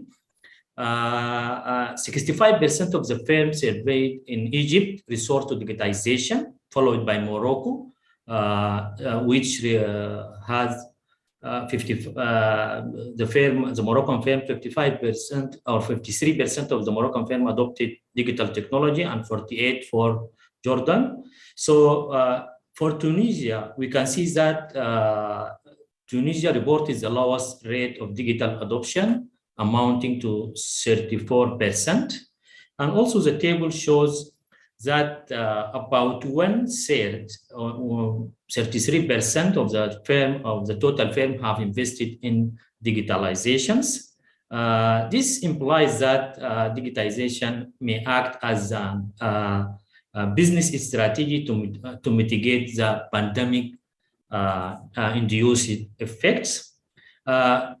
In terms of the investment, we can see that Morocco ranked first in terms of investment, with the percentage representing 38% of the firm working in that country. So overall, we can see from the table that the statistic reveals that the sizable segment of the firm in the sample has invested in digital equipment. This outcome may demonstrate a relatively high percentage of digitization in the region.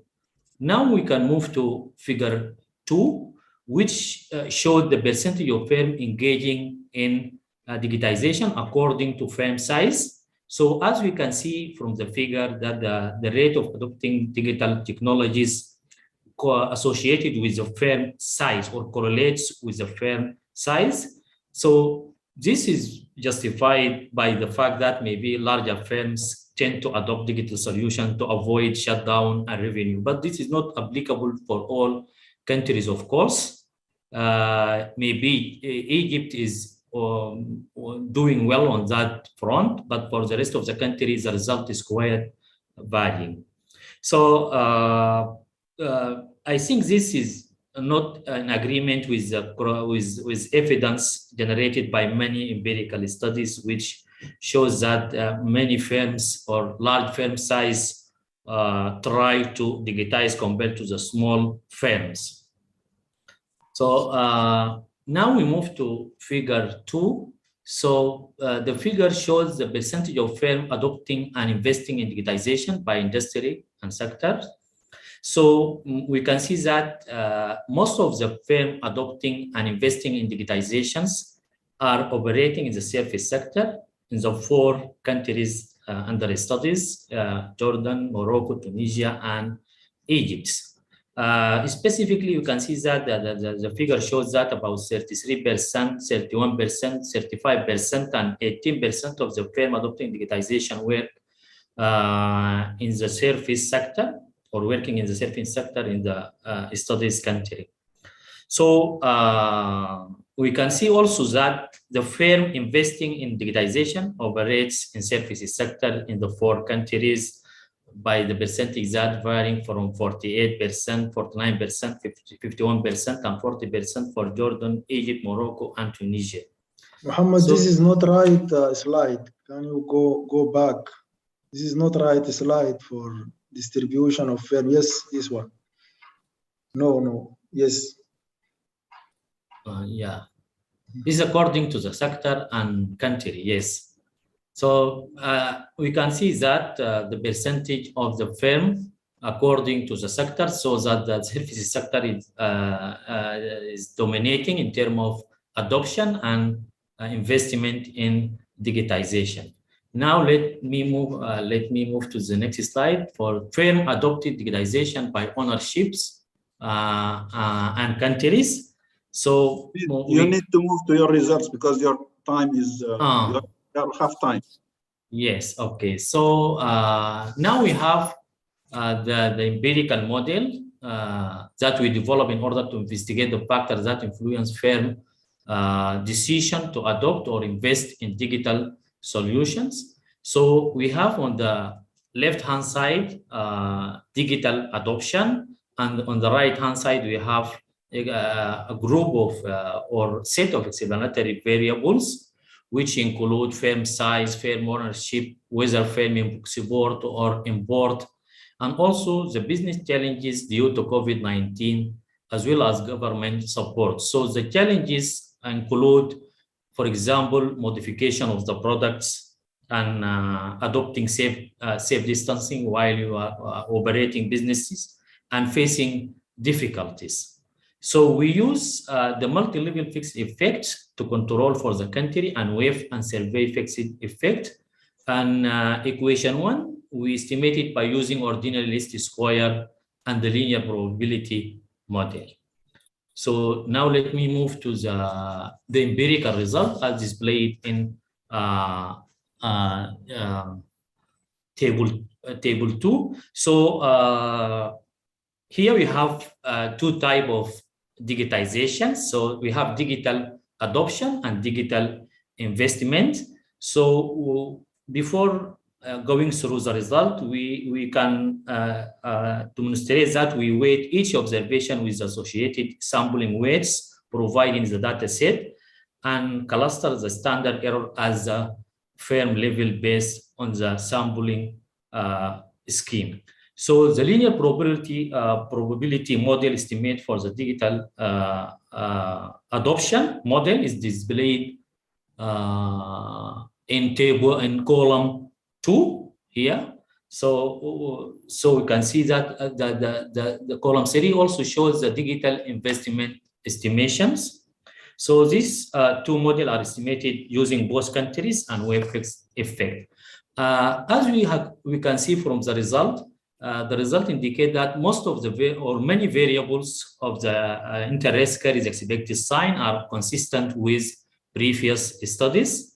So, for example, we can see that adopting digitization is positively and significantly affected by whether a firm import input from abroad or not, and also the conditions induced by COVID-19 pandemic, such as facing difficulties here at the end of the slide, modifying businesses. Let me move to the next slide. Receiving government support and adopting safe distancing are found to play a positive and significant role in accelerating digital transformation among the firms. However, we can see that the coefficient of the manufacturing variable is negative and statistically insignificant. This outcome suggests that manufacturing firms are less likely to adopt digital solution. So supporting the outcome of descriptive result, which indicates that digitization or digital transformation rate among this branch of firm was quite low compared to those working in services sector. Let us go back to the result on digital investment. So we can see that, as expected, the result shows that firm size and foreign ownership has significant effect on investment in digitization. So we can conclude that compared to their local firms, foreign firm and firm with larger size may tend to invest more in digital technologies. So this outcome is to some extent diverges from that emerge with the result that emerge with adoption models. Also, we have the positive and significant coefficient of the firm size variable in column 3, which may reflect the fact that the firm with larger size tend to prioritize the digitization process.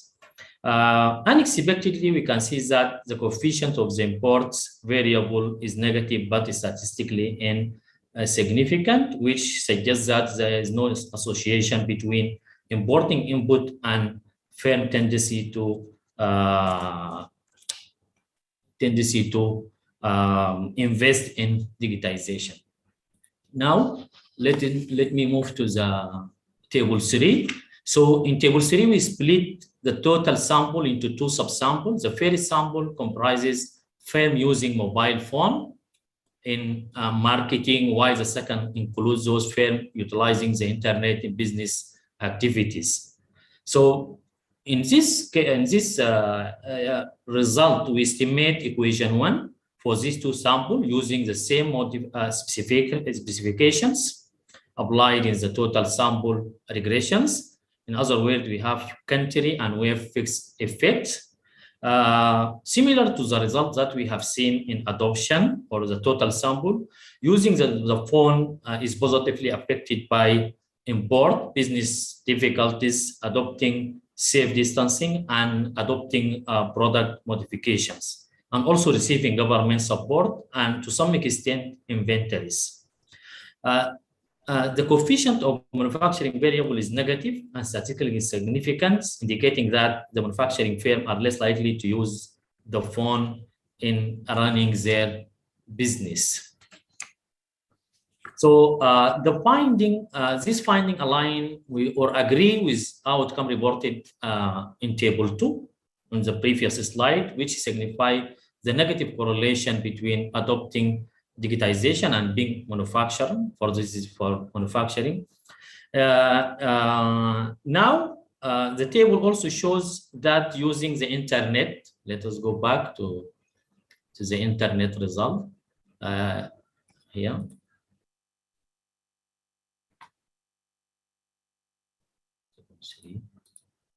Yeah, using the internet as digitization facility or tool is positively influenced by the firm size, importing, facing business difficulties, receiving government support, and adopting health precautions.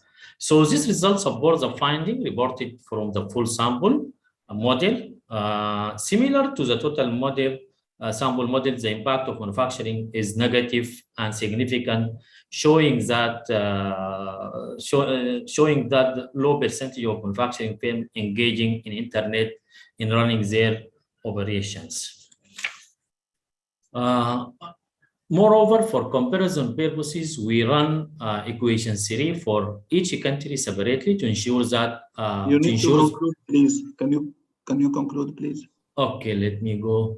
So we can see that in conclusion, there is a strong association between pandemic outbreak and digitization, and that the firm operating in services sector are more likely to adopt digital solution compared to the rest of the firm working in the regions.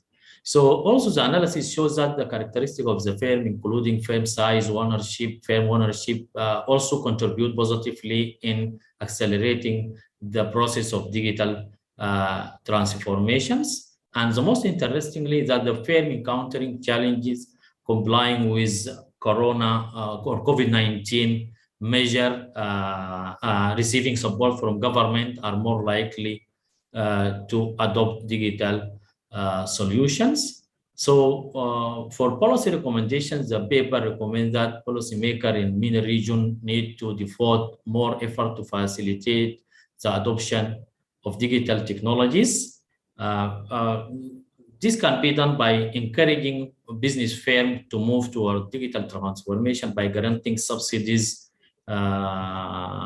tax break to the firm take such initiatives. Also, the government in MENA region should work honestly on encouraging foreign direct investment to be hosted in the region in order to make digitization spill over or to increase in the region. Thank you. This is all from my side. Thank you so much, Mohammed, and thanks to both of you, Al-Baidallah and you, on this paper, a very interesting paper. And let's go to the commentator, Ishaq Matias. I think you know all Ishaq, so I don't need to present him. Ishaq, are you there? I'm here. Can you hear me? Yes, we do. Okay. Please go ahead. Okay. Thank you, Mustafa. From Istanbul, I suppose, right? No, from Porto. Are you from Portugal. Istanbul or from? Yeah, I've been. Oh, from Porto. Okay. From Porto. Right. Yeah. All right. All right. Yeah. Change of scenery. I thank the organizers for supporting the research. It's very interesting research, and also for inviting me to provide comments on this paper. I enjoyed very much reading the paper. I provided comments on earlier rounds as well. So I have a few additional comments perhaps to make. Let me, I won't take too much time. Let me share my, so I think I do this, and hold on. Let me do this. Okay.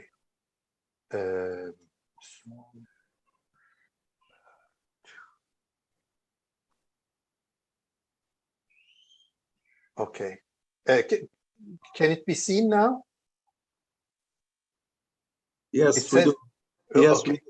Okay. So I'll try to make this full screen. Okay. So that seems to be doing fine. Yeah.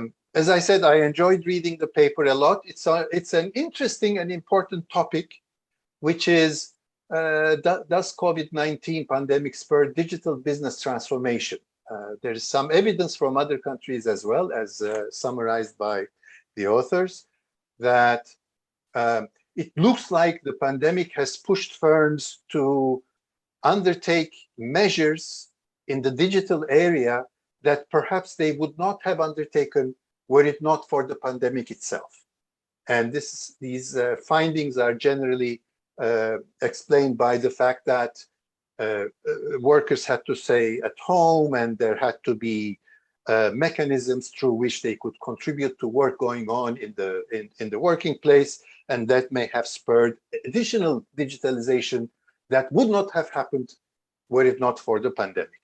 So what type of questions can be asked regarding this relation between digitalization and the pandemic? First of all, is there an acceleration of digitalization? Second, is there a heterogeneity across type of firms that adopt digital solutions? And relatedly, what is happening to digital divides? Are some firms more likely to adopt digital solutions relative to other firms? For example, firms that have access to finance, or firms that have better skills in the company, etc. The other interesting question is, what are the drivers of adoption? And an additional question, which is not addressed by the paper and by, as far as I can see, by the other research cited, is the likely longer run implications. So I'll have a few sentences to say on that as well. So let me go.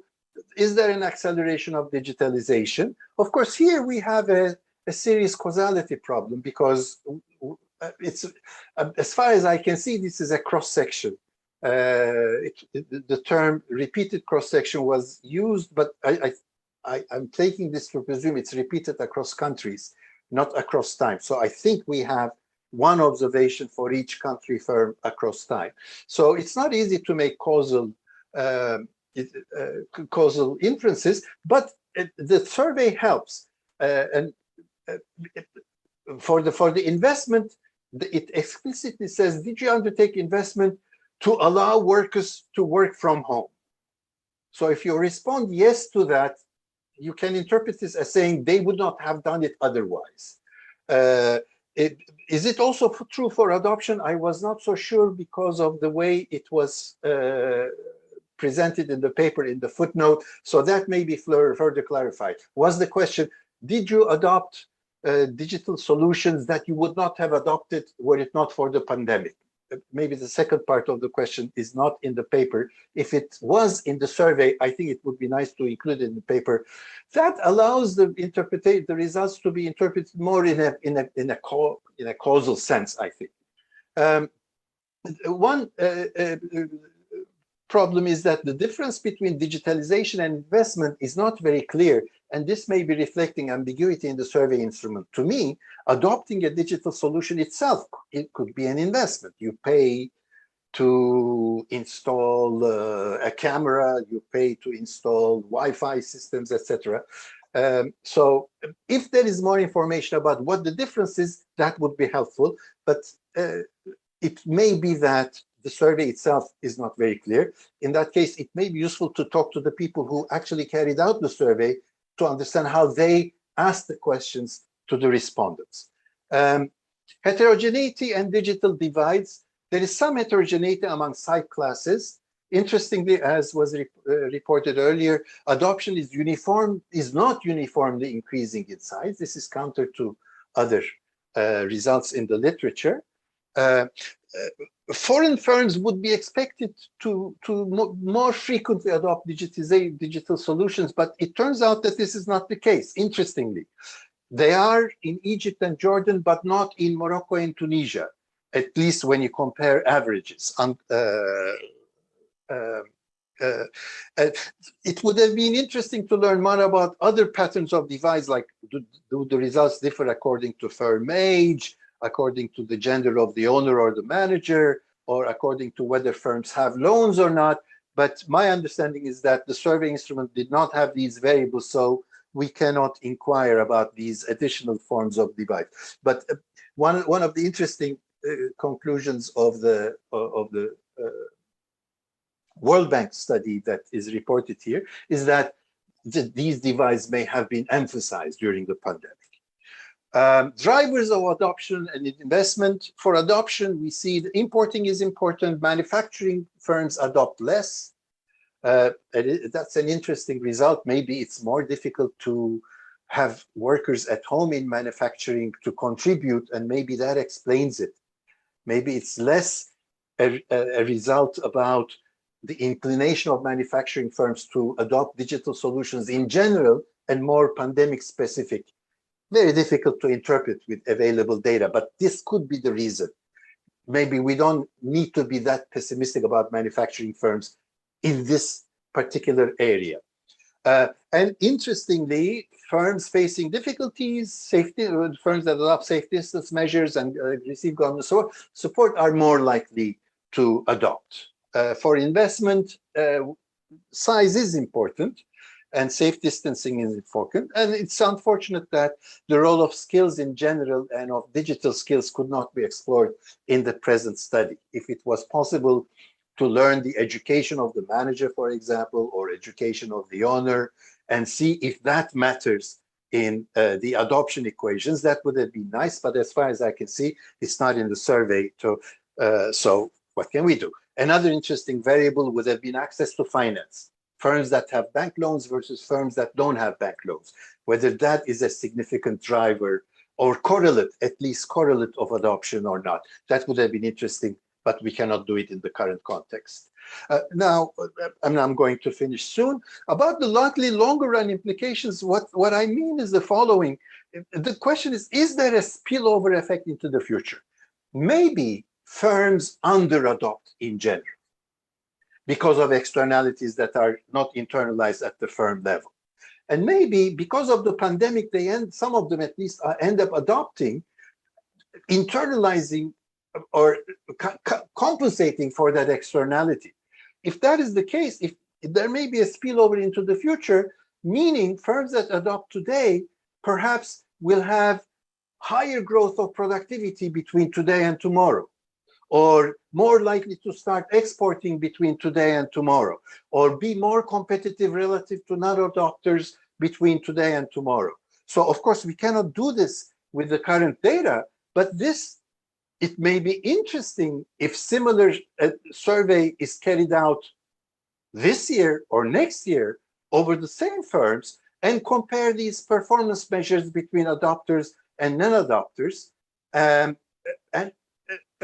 that way we would see if there is a spillover effect into the future. So this would be, there was some mention in the previous session about the possibility to undertake a similar survey in a new country.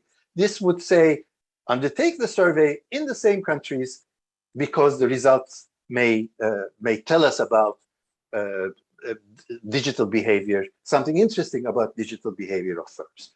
Thank you very much. As I said, I enjoyed the paper a lot, and I thank the authors for the work. Thank you so much, Isaac. Thanks for very useful comments, and I think the authors will find them very useful. I think we have about 10 minutes to go. So I think I suggest that I take 1 or 2 questions from the participants, if there are any. I don't see any from the chat box. If anybody wants to ask one, if I may, yes. There's one question open and it's in French, so I'm not going to even try. Yeah. It's in the Q&A section. Can the person who asked the question ask it? Come on. It's Mr. Saad Belghazi. Yes, hello, can you hear me? So that, yes, I Yes. saw that one, yes. And you may want to give back the floor to the speakers to also react. Yes, that's why I'm asking 1 or 2, no more, but short. I mean, I saw the question by Mr. Belghazi is a long one, so I don't think we can have the time to read it. So anybody else would like to come in? No? So if not, we go to the authors. Muhammad Ali, can you come in, or Nisma Ali? Yeah, so I will give Nisma maybe the floor to talk, and if I need, I will add 1 point, or maybe not. If you saw the question by Ben Ghazi, please respond if you have seen it. Yeah, so can you hear me? Yeah. Yes. Okay, perfect. So I will start by answering some of Dr. Qamar comments. So first, I would like to really thank him for all of his comments and questions. So all of them are really well taken and noted. And we try as much as we can to take it into consideration in our updated version of the paper. So I would just give like a general conclusion for all of the comments that has been given, is that, as it has been also pointed out by Dr. Omar, is that it's true that at the end, what really matters, and this is the main policy recommendations that we can take out of from our research, is that not only the stringency or the constraint that has been put on the firms that matters, but mostly what matters is actually the uncertainty associated with this constraint. And because at the end, all of this uncertainty shape their expectation and then also affect their outcomes. And we would love to look further and deepen a bit our analysis to look, for example, and include more variables or countries or waves, but or even extending our heterogeneity analysis. But the problem is that already it's good that we, in first place, collected this data by the ERF and we had access to this data set. But for example, we cannot really look at other ways for Egypt because there is not a third wave. And I think even for Sudan, we don't have an enterprise survey. I think we only have a household survey. So it's hard to look at the firm level what happens. And also at the sector level. So we try to do a heterogeneity at the sector level, but the problem is that it's very much aggregated at the 2-digit level. So we could do something, but I think the conclusion will be very aggregated, yeah, as I said. So for sure, I'll be happy to receive more of your comment and send you an updated version of the paper. And also, indeed, the future collaboration to include the firm level analysis on the UAE will be very welcome. And I think also the ERF will be happy to do that.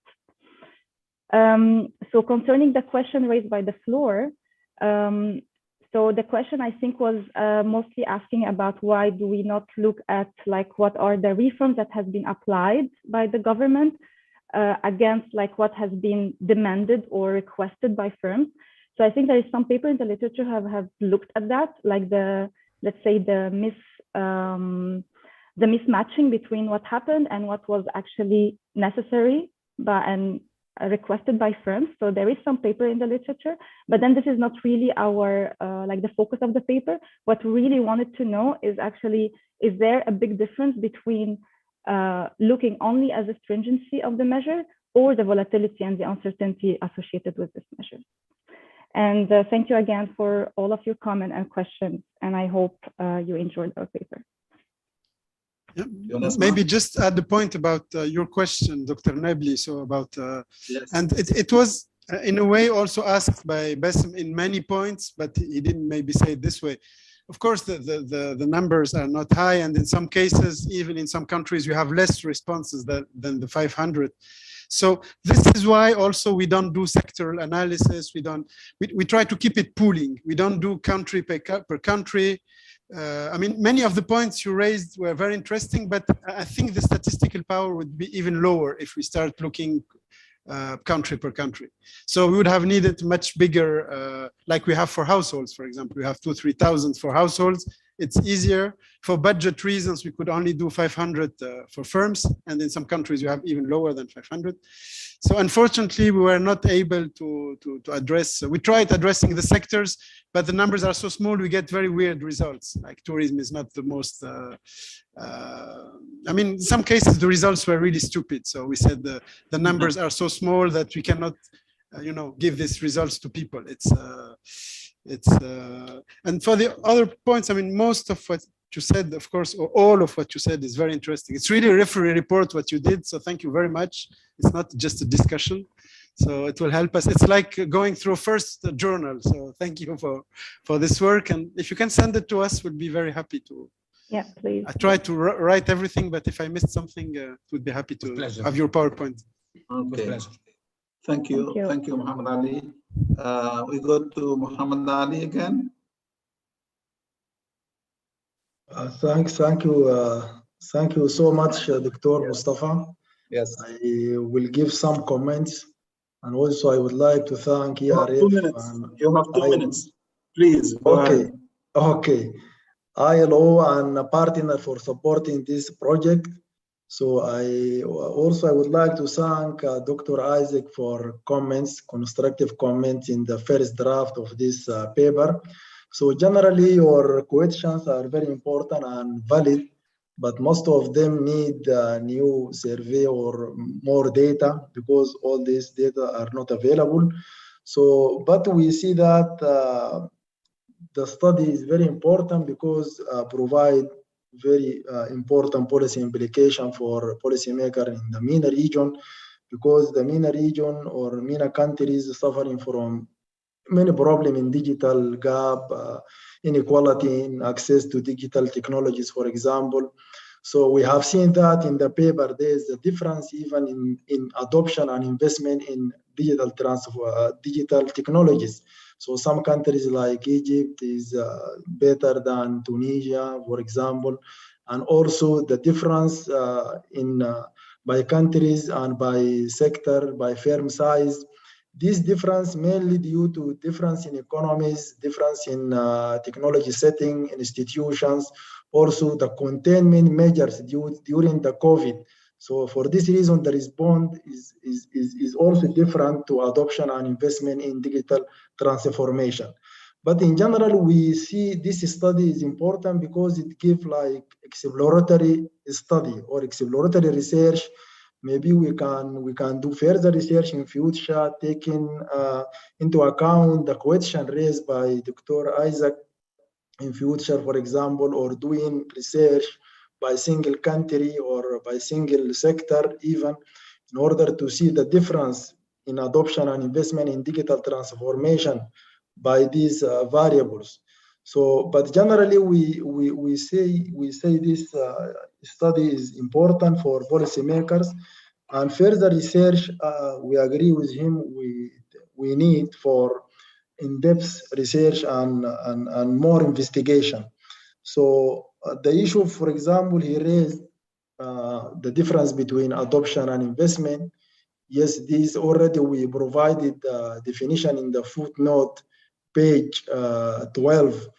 But actually, I agree with you. The difference is very relative, or small between adoption and investment, and this may be need revision in the instrument of the survey.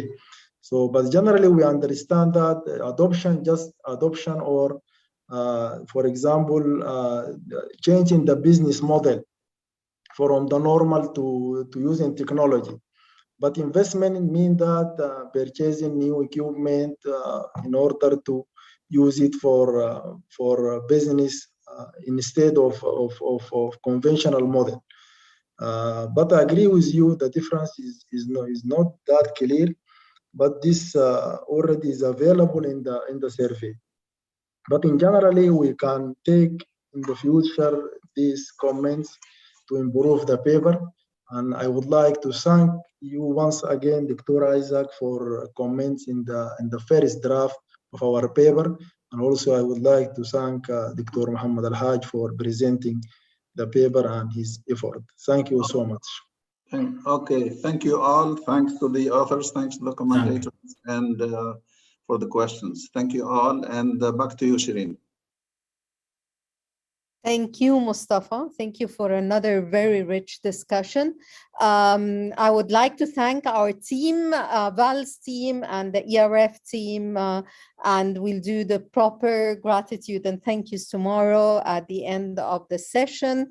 We'll see you, just what remains is to say see you tomorrow at 3 for a session on the country studies for Tunisia, Egypt, and Morocco, and a session 2 on the preliminary findings of the second report on jobs and growth in North Africa in the COVID-19 era. And I just wish you all a great evening, and thank you for a very rich and engaging discussion. Thank you all. See you tomorrow. Thank you. Thank you. Bye.